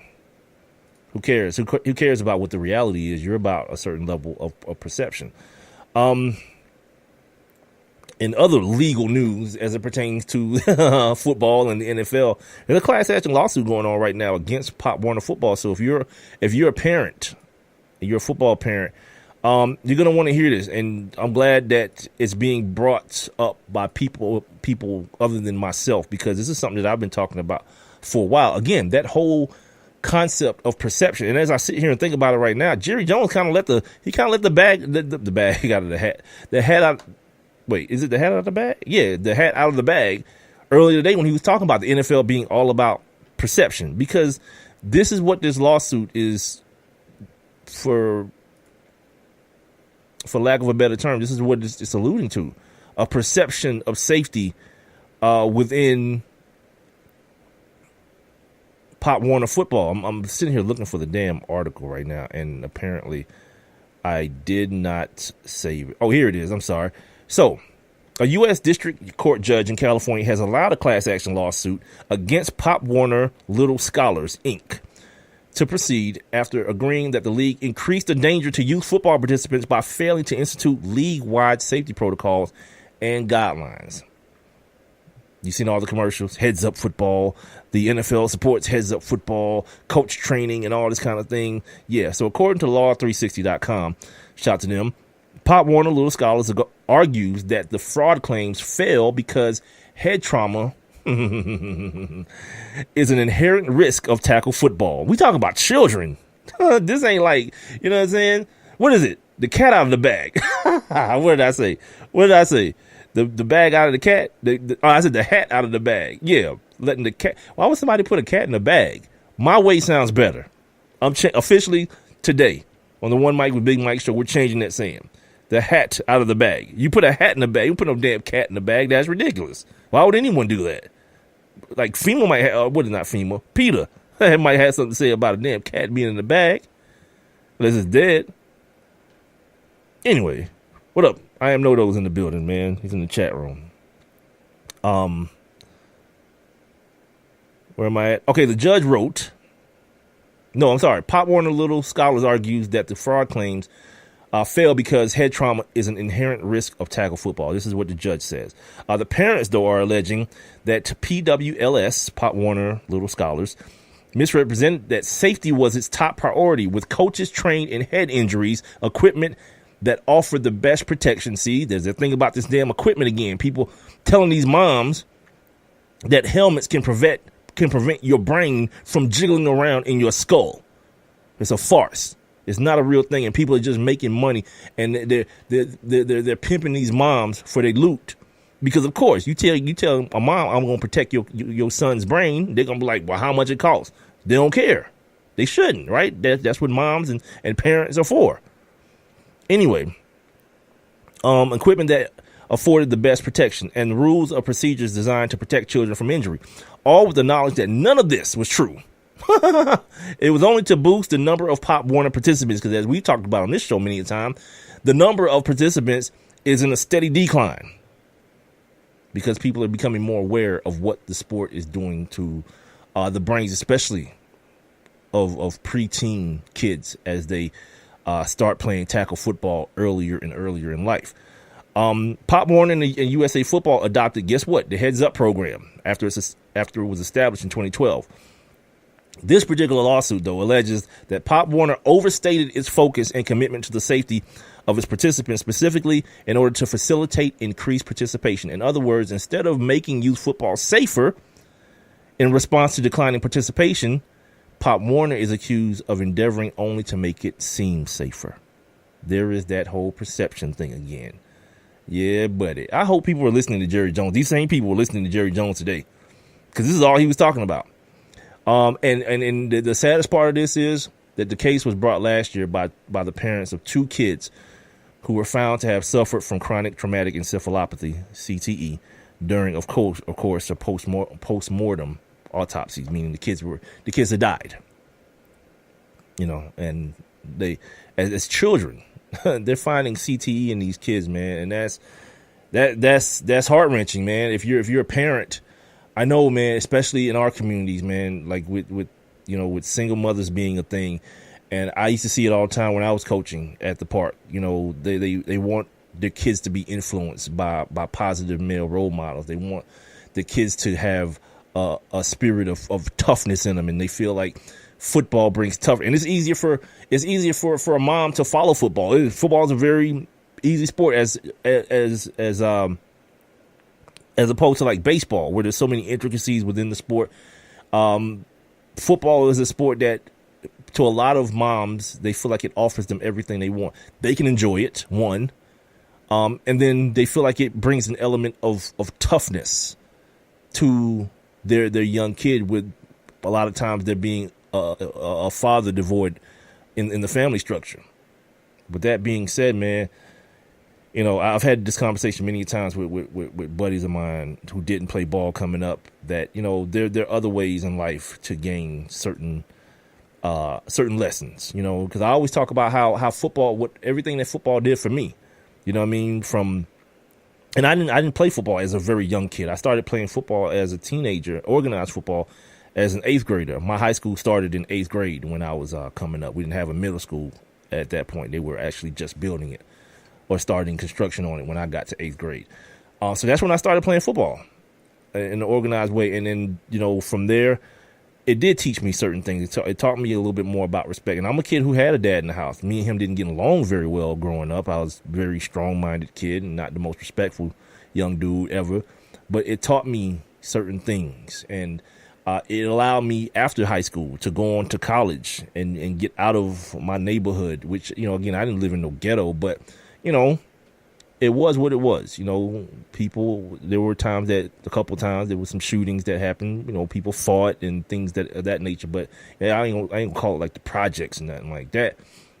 But it allowed me to get out of a situation that only had trouble for me spelled in it had I stayed in that environment. So football afforded me a lot of things. I'll never, ever not have love for the game of football. But reality is reality, man. And as time moves on, we're afforded more information, and that information comes in the form of these head injuries and what CTE is, and the things that have happened to guys who have played football in the long term, and things that they've done to themselves and done to their family members. And it's a valid concern. Not saying that no one should play football, because the same way that someone would say no one should play football, you got to also show me where everyone that plays football ends up beating on their woman, or committing suicide, or committing murder, or doing things of that nature. And that doesn't quite seem to be the case, as we kind of do it via the eye test. It doesn't really seem like that's the case. So with that said, man, I'm always a fan of as much information as humanly possible, man. Get as much information as you possibly can, and then allow that to help you in making your decision. Couple things before I break here, because I want to come back and talk some NBA with you guys, and then we'll get up out of here. Here was a surprise this weekend. Logan freaking Thomas. You guys know who Logan Thomas is? Logan Thomas was a Virginia Tech quarterback. He got drafted to play quarterback, or maybe he was undrafted, whatever. He played quarterback for the Arizona Cardinals for a while, and he sucked. That dude plays tight end for the Bills now. He caught a touchdown yesterday, straight up. I was like, good for him, man. The way to just keep it moving, man. You know what I mean? Like, one thing fails, find yourself. He's a big kid. Obviously, he plays tight end now. He's a big-ass kid. Shout out to him, man, for keeping it moving and cashing checks. Speaking of keeping it moving, a judge in the Aaron Hernandez case, I think Odin Lloyd's mom, she filed a motion to have his conviction reinstated, because I don't know if you guys realize this, or if I've mentioned this before, that in the state of Massachusetts, if you kill yourself under appeal for a murder beef and you commit suicide, it wipes out the initial conviction. So now, as we sit and stand here now, it is as though Aaron Hernandez never ever killed Odin Lloyd, and because he's dead, he cannot be put on trial anymore. Which I think what this does is, and this sounds like some lawyering stuff, like his lawyer suggested him kill himself, or maybe some jailhouse lawyer.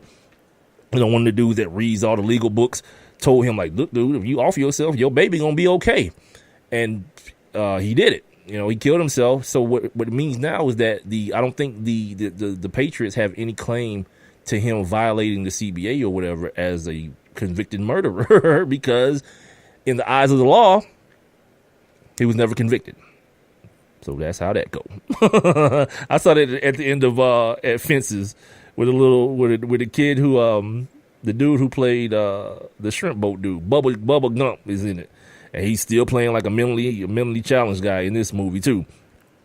He was like, "That's how that go." Let's take a break, man. Let's go ahead and take this final break, and then come back, talk some NBA, and get the hell up out of here, man, and watch some Monday Night Football or whatnot. And I'm gonna check out some Hawks, but it's gonna be tough. It's gonna be the Hawks play the Heat tonight. It's gonna be tough to watch. Boy, no Hassan Whiteside. I don't think Dennis Schroeder's gonna play either. And I guess Dennis Schroeder is like the de facto star of the Hawks. My gosh, it just sounds horrible saying it. Anyway, this is the One Mic with Big Mike show. I'm here, man, for about another 20, 30 minutes or so until I get through talking about what I want to talk about. I'm here on Spreaker.com, the Spreaker app. Tune in. The show is also available on those outlets as well as on iTunes, iHeartRadio, on Stitcher, Google Play Music, and YouTube. Check out the Facebook live stream going on right now at the number one MICWITHBIGMIKE. And don't forget, man, you can get in contact with me by texting me at 404-902-8104. You can also jump inside my live interactive chat room or leave your comments, questions, concerns, and criticisms below the live streaming video here on Facebook. I shall return. I have one question for you. Do you or someone you know run a business that could benefit from additional exposure? The One Mic with Big Mike show is currently taking on new sponsors and advertiser. One Mic with Big Mike is currently syndicated across 8 different online platforms, and your company's name could be heard and seen across all 8 as well. Let's get to work. Please send all inquiries to Mike at onemicwithbigmike.com. Thank you for listening. Thank you for your continued support. All I need is one mic. Hi, I'm Layla Ali. I might be undefeated in professional boxing, but there's one problem even I can't fight alone: childhood hunger. Over 17 million kids in America may not know where their next meal is coming from. That's 1 in 5 children. Yet billions of pounds of surplus food produced right here in America just get thrown out every year. That's more than enough to feed every last hungry child. That's why the Feeding America nationwide network of food banks gathers surplus food and gets it to hungry kids before it goes to waste. But they can't do it without your help.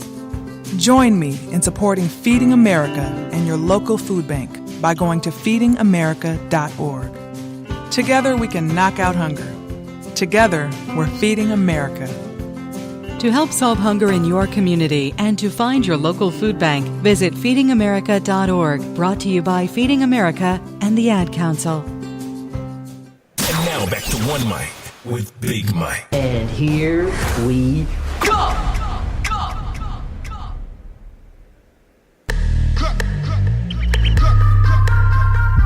And for me, you know I got it. Hey. That's right, man. Last segment of the show here on a Monday. Last segment of the One Mic with Big Mike show. Yo, I made a freaking fried bologna sandwich today. I hadn't eaten bologna in like a million years, but the other day I was at the farmer's market.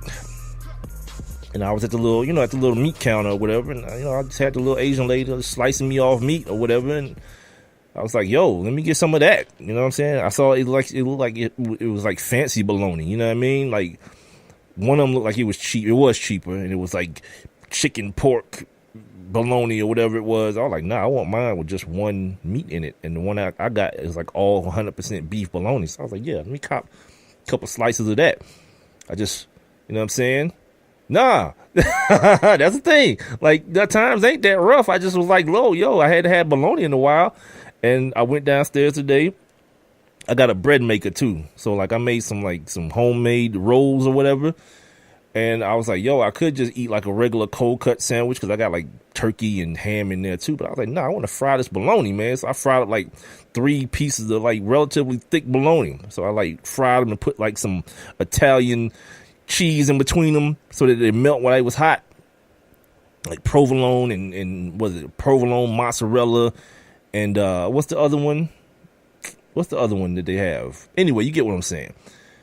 And that joint was on some, man, it was fire, man. It was fire as hell. But the thing that I didn't enjoy was like the aftermath. The burp coming back from man, it was mad unsavory. It was like I almost wanted to vomit the burp tastes so bad, I almost wanted to vomit in my mouth.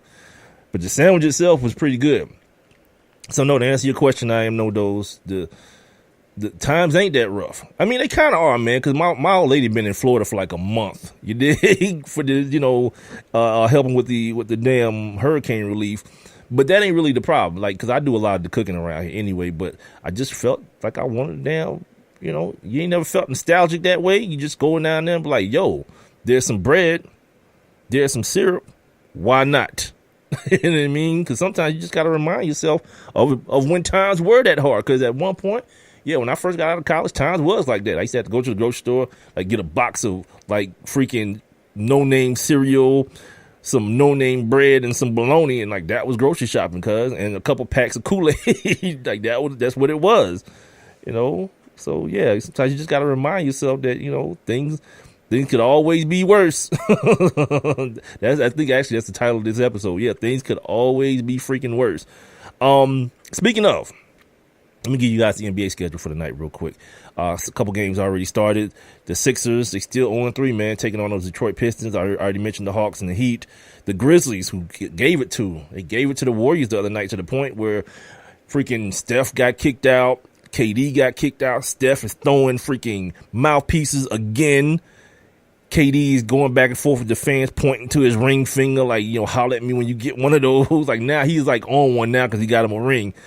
You got the Hornets and the Bucks. My man, I guess, what you said was my bromance. I know those. Giannis Antetokounmpo. Find out though, I'm not the only one who feels that way about this kid.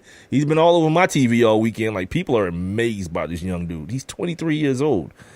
The Warriors take on the Mavericks later on tonight. Or really, no, right now, as a matter of fact. What time is it? Yeah, they're playing right now. The Raptors and the Spurs, that's going to be on NBA TV. If you just got like regular cable and you don't have the NBA package, you can still see the Raptors and the Spurs tonight. The Wizards and the Nuggets. Sacramento and the Phoenix Suns, who just fired their coach and about to get rid of one of their best players. That's a crap show, which leads me into what I want to talk about. This continuation of the conversation I was having on Friday about Lonzo Ball. For whatever reason, like, if you're like a fan of a team, like, stop being a child. That's probably the best way I can say it. Stop being a child. Just because someone says something about a member of the team that you root for or of the team itself, take it into context. Because what happened was, my man Jason, and I already mentioned, me and Jason, we've gone back and forth for many, many years, back to my time on radio here in Atlanta. And, Jason's a big Lakers fan. So apparently he felt the need to group me in with a lot of people who are hoping that this kid, Lonzo Ball, fails. If you guys listen to the show on Friday, I could nothing of the sort. You know what I mean? As a matter of fact, I'm the opposite. I watch basketball because I like basketball. I love basketball. And the more good players / great players there are in the league, it's better for me. You know what I mean? That's why I can't even stomach to watch my home team, the Hawks, because no one on that team inspires me to want to watch them. I don't care if they got Atlanta in their name. Doesn't matter to me. I want to watch good basketball by good / great players. They have none of those. They trying to check out Kent Bazemore, Dennis Schroeder, and Torian. No cats. Nah, I'm good. You know what I'm saying? Like, they was pushing it with Paul Millsap and Al Horford. But now, yeah, I'm so good. So anyway, back to the Lonzo Ball thing. So he got, He got something put on him by the kid Pat Beverly. But as I mentioned on Friday, Pat Beverly's a different kind of cat. You know what I'm saying? Like, he's a cat that no matter what's happening, if he see a group of people whispering, he gonna automatically get an attitude and assume they talking about him and want to fight. Like, that's the type of dude he is. And the other stuff I mentioned was that, the kid was going to have to see some point guards in this league, none of which play for the Phoenix Suns, by the way. So they played the Phoenix Suns the next night, or the next game was against the Phoenix Suns. And then all the people, I saw this thing on social media, and I didn't know it was like this. I didn't know it was so polarizing. Yeah, now look at what happened. Dude almost got a triple-double because no one has any perspective. I feel like I can go out against the Phoenix Suns and get like 7 points, a couple free throws, maybe. Hit a lucky 3. You know what I mean? So this dude having that stat line against that team. Now, of course, you got to play the schedule that's in front of you. And good, it's good that he could bounce back after a tough night out. But again, the word of the day is perspective. So tomorrow night, or is it Wednesday? either tomorrow or Wednesday. He's got to go and see this boy, Johnny Wall. You know, John Wall is one of those kids. He's like Russ Westbrook Jr. in the way he attacks the rim, the way he plays, the speed at which he plays the game. A dude who's already said to himself that he wants to be the best two-way guard in the league, which means he's putting an emphasis on his defensive skill. And leave it up to this kid's dad to want to trash talk John Wall. That ain't the game that wants to keep, because eventually, to me, that's going to get old. And I would have to assume that eventually for the kid, man, at some point, man, he's going to have to just tell, like, Dad, man, sit your ass down, B. Let me go to work. I'm no longer a kid. This ain't AAU. It's not high school, nor is it college. I'm going to work. This is my job now. And the fact that you feel like you need to not only talk stuff, but just do it in a disrespectful way to dudes who have proven themselves and have achieved at the upper echelon of the league. His kid needs some time, man. That's all. To either be a bust, be good, or be great. I explained that to, like, Saturday morning when I woke up and saw my Facebook feed. My man Jason still coming at me. I was like, look, man, I don't know what this kid is going to be, and for you to assume that you know is ridiculous. You know, the best friend to greatness is longevity and consistency. Him having a good game against the Suns, who cares? The thing with what happened against the Clippers was a deal because of what Pat Beverly made it to be. Like, he made it his mission to give that dude that game. And then now we get to see what happens post that. You know, the fact that Pat Beverly, John Wall, they're all saying, like, this is what's going to happen, man. Like, this is how dudes going to come at you because of your pops, man. No, nothing against you, but dudes believe, like, these dudes that had to earn. You guys remember John Wall, when he got in the league, was catching mad crazy shade because, why? Because he did the Dougie for, like, he did that jump for a long, like, 30 seconds, 40 seconds of just Dougieing for the intro. And people held that against him, man. Like, Colin Cowherd still be bashing this dude. Well, I don't know, still, because I hadn't heard his show in a while. But for the longest, Colin Cowherd was, like, bashing this dude. And the basis for his content was that. A dude doing a dance because he was just a rookie and he hadn't earned anything. But that is the attitude, for the players at least. They feel like you should have to earn the things that have been bestowed upon a dude like Lonzo Ball. And like I said, he's not LeBron James. When people look at him, they don't see this, like, imposing figure of a man. He looks average to below at best as far as athletically. You know, and Jason wanted to point out he's built like Penny Hardaway. Yeah, guess what? If Penny Hardaway played now and you, like, putting him beside Ben Simmons, Giannis, LeBron, yeah, Penny would look like a child too. This is not, what was Penny, was 1996? This is like years past that. It's like 20 years past that. The players have evolved in some of the craziest ways. Like, I'm looking at Ben Simmons like, come on, B. What's really hood? Like, how is this a thing? And now a lot of the basketball people, the people who ain't caught up in this LeVar Ball craziness, are starting to give a lot of attention, man, to Ben Simmons, man, and what's happening out there in Philly. Although they hadn't won any games yet, like, the promise of those three guys, like Markelle Fultz, is starting to get some of that bust buzz. But Joel, Ben Simmons, like, people starting to take notice a little bit on what's popping with these kids, man. So, you know, for whatever this Lonzo Ball thing is going to be, it's going to be. And it's not going to be because, maybe it'll be in spite of, but I hope he gets to realize his full potential. Because the way I look at it is, if something is that great, everyone will see it. Like, no one needed to announce LeBron's arrival. After the first game, you was like, all right, okay, cool. You know, there was a lot of hype around LeBron, but he didn't have his personal Don King. It was people who covered the sport, professional journalists. He didn't have a personal hype man.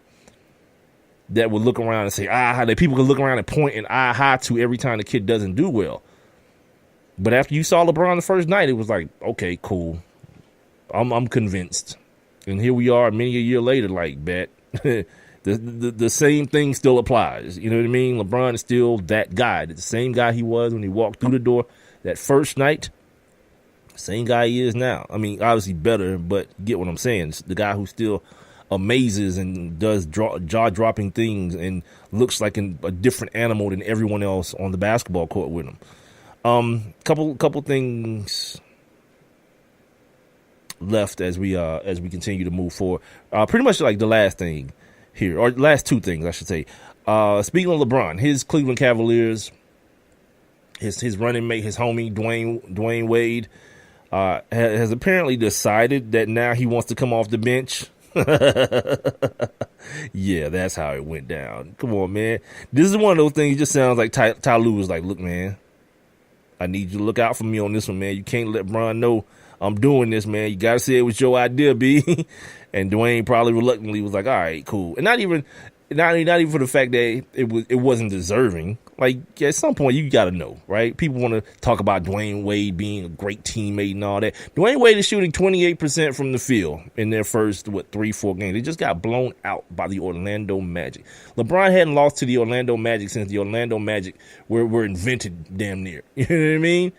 Oh, I ski. Boy, Carson Wentz just threw an interception. Trying to get greedy, man. Trying to get greedy. He's also averaging just 2 rebounds, 3 assists, and 24 minutes of playing time. Yeah, you need to come off the bench, man. JR need to start. Imagine that being a thing that's being said. Dwayne Wade, this is how you know, man, what the beginning of the end looks like for a lot of these dudes, man, when they have to start relegating themselves, so to speak, to these backup roles, and then the minutes start shrinking a little bit more, and then they don't find themselves on the floor during crunch time. I read this article a few weeks ago, and it was about Monte Ellis. You know, Monte Ellis was a pretty damn good scorer. I almost did one of those things I hate, calling it great. He's a pretty damn good scorer in the NBA for a while, and the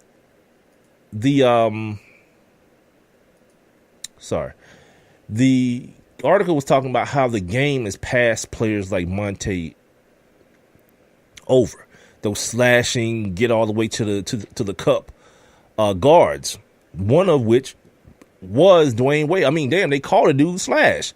But Dwayne Wade has never developed a consistent long-range jump shot, so he's still trying to, make his way in the mid-range, which is cool if you're like DeMar DeRozan, if you're a backup guy like Sean Livingston, guys who kind of confine themselves in that area. But those are bigger guards than Dwayne Wade with a lot more elevation. You see Dwayne Wade's game now is about a whole lot of pump faking. You know what I mean? He got to get you off your feet and try to like trick you into his shot. Really, he's a dinosaur, man. And that game that he wants to play, posting up, being the post-up 2 guard like Michael Jordan was or like Kobe was for a while, that game is over, man. Like, the 2 guards look like Brad Beal now. You know what I'm saying? Look like C.J. McCollum and look like Klay Thompson. Those are your 2 guards now. Even guys like JR. Guys that spread the floor and get shots up from deep, pimp. That's what the effective 2 guards look like, man. You, my friend, are the epitome of NBA yesteryear. And there really is no place for you, man. This is why, man, like when it all came down to it and Miami didn't want to pay him, best case scenario was like Chicago doing that thing that Atlanta did with Dwight Howard. Now come on home. We'll sell some tickets at least. But then when that fell apart, it was like, okay, we'll just buy you out. And the only landing spot for Dwayne Wade at that point was with his homeboy who got the freaking owner under his thumb that would pay money for a dude like Dwayne Wade when really, especially on that team, that veteran-laden team, there's no value to him. And speaking of being a veteran on the team, when you hear about the stuff that was coming out of Chicago last year with him and Rondo and Dwayne Wade not really being a leader on that team, as is I guess how Rondo expected to be as a guy who played with Paul Pierce and Kevin Garnett. He referenced them, as a matter of fact, in comparing Dwayne Wade. Like, my vets didn't do this. My vets didn't do this to us. My vets tried to take care and teach us the way. Dwayne Wade didn't do those type of things. So then you ask yourself, what is his value? You know what I mean? Like, what exactly does Dwayne Wade bring to a team other than the fact that now LeBron is more happy because his man's is there. His homie, his best friend is there. But other than that, I mean, you might be trying to hang it up unless, they can pull off that whole little thing next year with Carmelo and Chris Paul and all them join up in Cleveland. Maybe. I saw this thing the other day about a package containing Paul George and LeBron heading to LA. And it made me ask the question again, what does that mean for a kid like Lonzo Ball? He's the point guard, right? But LeBron handles the basketball. When he's on the floor, he handles the basketball. LeBron don't play no damn off ball. He handles the basketball while he's on the court. That's why, he and Kyrie had to be staggered the way they were, so that at one point in time, Kyrie could be the primary ball handler. Now, I don't know. We'll see. And then we'll see how this whole thing with Isaiah works out when Isaiah comes back. I was talking about Derrick Rose the other day. Derrick Rose is hurt again. He got an ankle situation, so he'll be out for a while as well. Finally, this one last crazy thing that happened, and everything always takes me back to how stupid fans are, man, for whatever reason. But this is the real thing. Like Jimbo Fisher, we were talking about him earlier with my man Bill Bender from Sporting News. Jimbo was walking off the field after a loss to Louisville this weekend, and some fan was screaming at him, about him needing to be fired and him needing to go. And Jimbo was like, yeah, bring your ass down here and said, let's go right now. You know what I mean? And like, there are people who will say like, oh, fans can say what they want to. Nah, I don't believe that. You bought a ticket to watch a game, B. You don't have to be a part of it. You don't get to be a part of it, man. And if you feel like that you that type of dude, yeah, maybe Jimbo Fisher need to whoop your ass. If that's how you feel about it, I'm not the dude that's always talking about putting hands on people because of words. But look, if that's the way it's gonna go, and I don't think Jimbo needs to apologize. It's like these kids were shooting birds. The kid from Tennessee did it. The kid from Michigan, I guess, shot birds at the opposing fans. Whatever, dude. Like, y'all don't know what these people saying to them.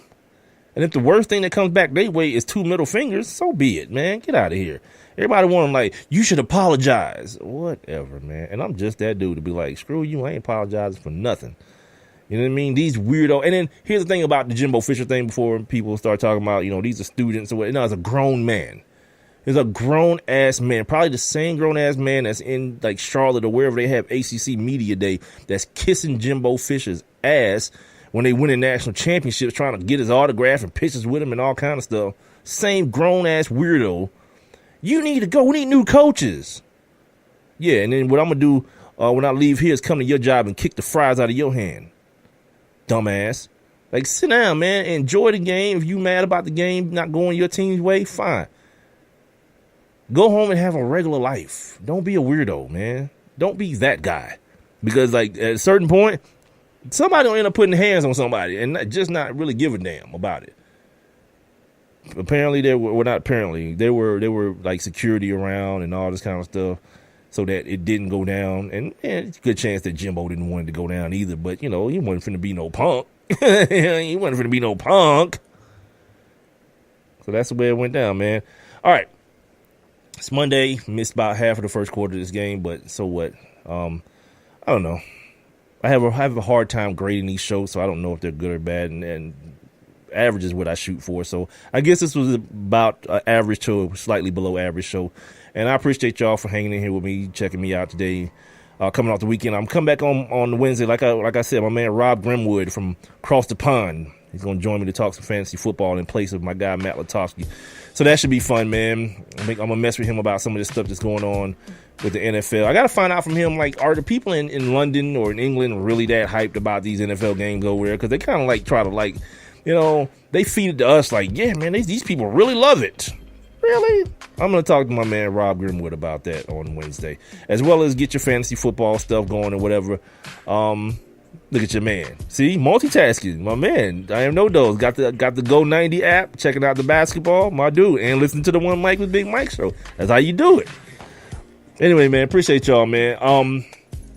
What was I saying? 404-902-8104. That is the number you want to text your fantasy football lineup questions to. I got a bunch of them this week. Quarterback hurt. I don't know how many bye weeks I got to face this week. It's going to be terrible, I know, but whatever. The show can be heard on demand, so tell your friends, man, if they didn't get a chance to hear it live, they can hear it on Spreaker.com. They can download the Spreaker app. If they got the TuneIn app, I'm there as well. I'm also on iTunes, iHeartRadio, Stitcher, Google Play Music, and YouTube. Make sure you guys like my Facebook page and follow me on Twitter and Instagram at the number one MICWITHBIGMIKE. Oh, all right. I'm going to end the show so you can watch your basketball, homie. Y'all be good, man. And remember, all you need is one mic.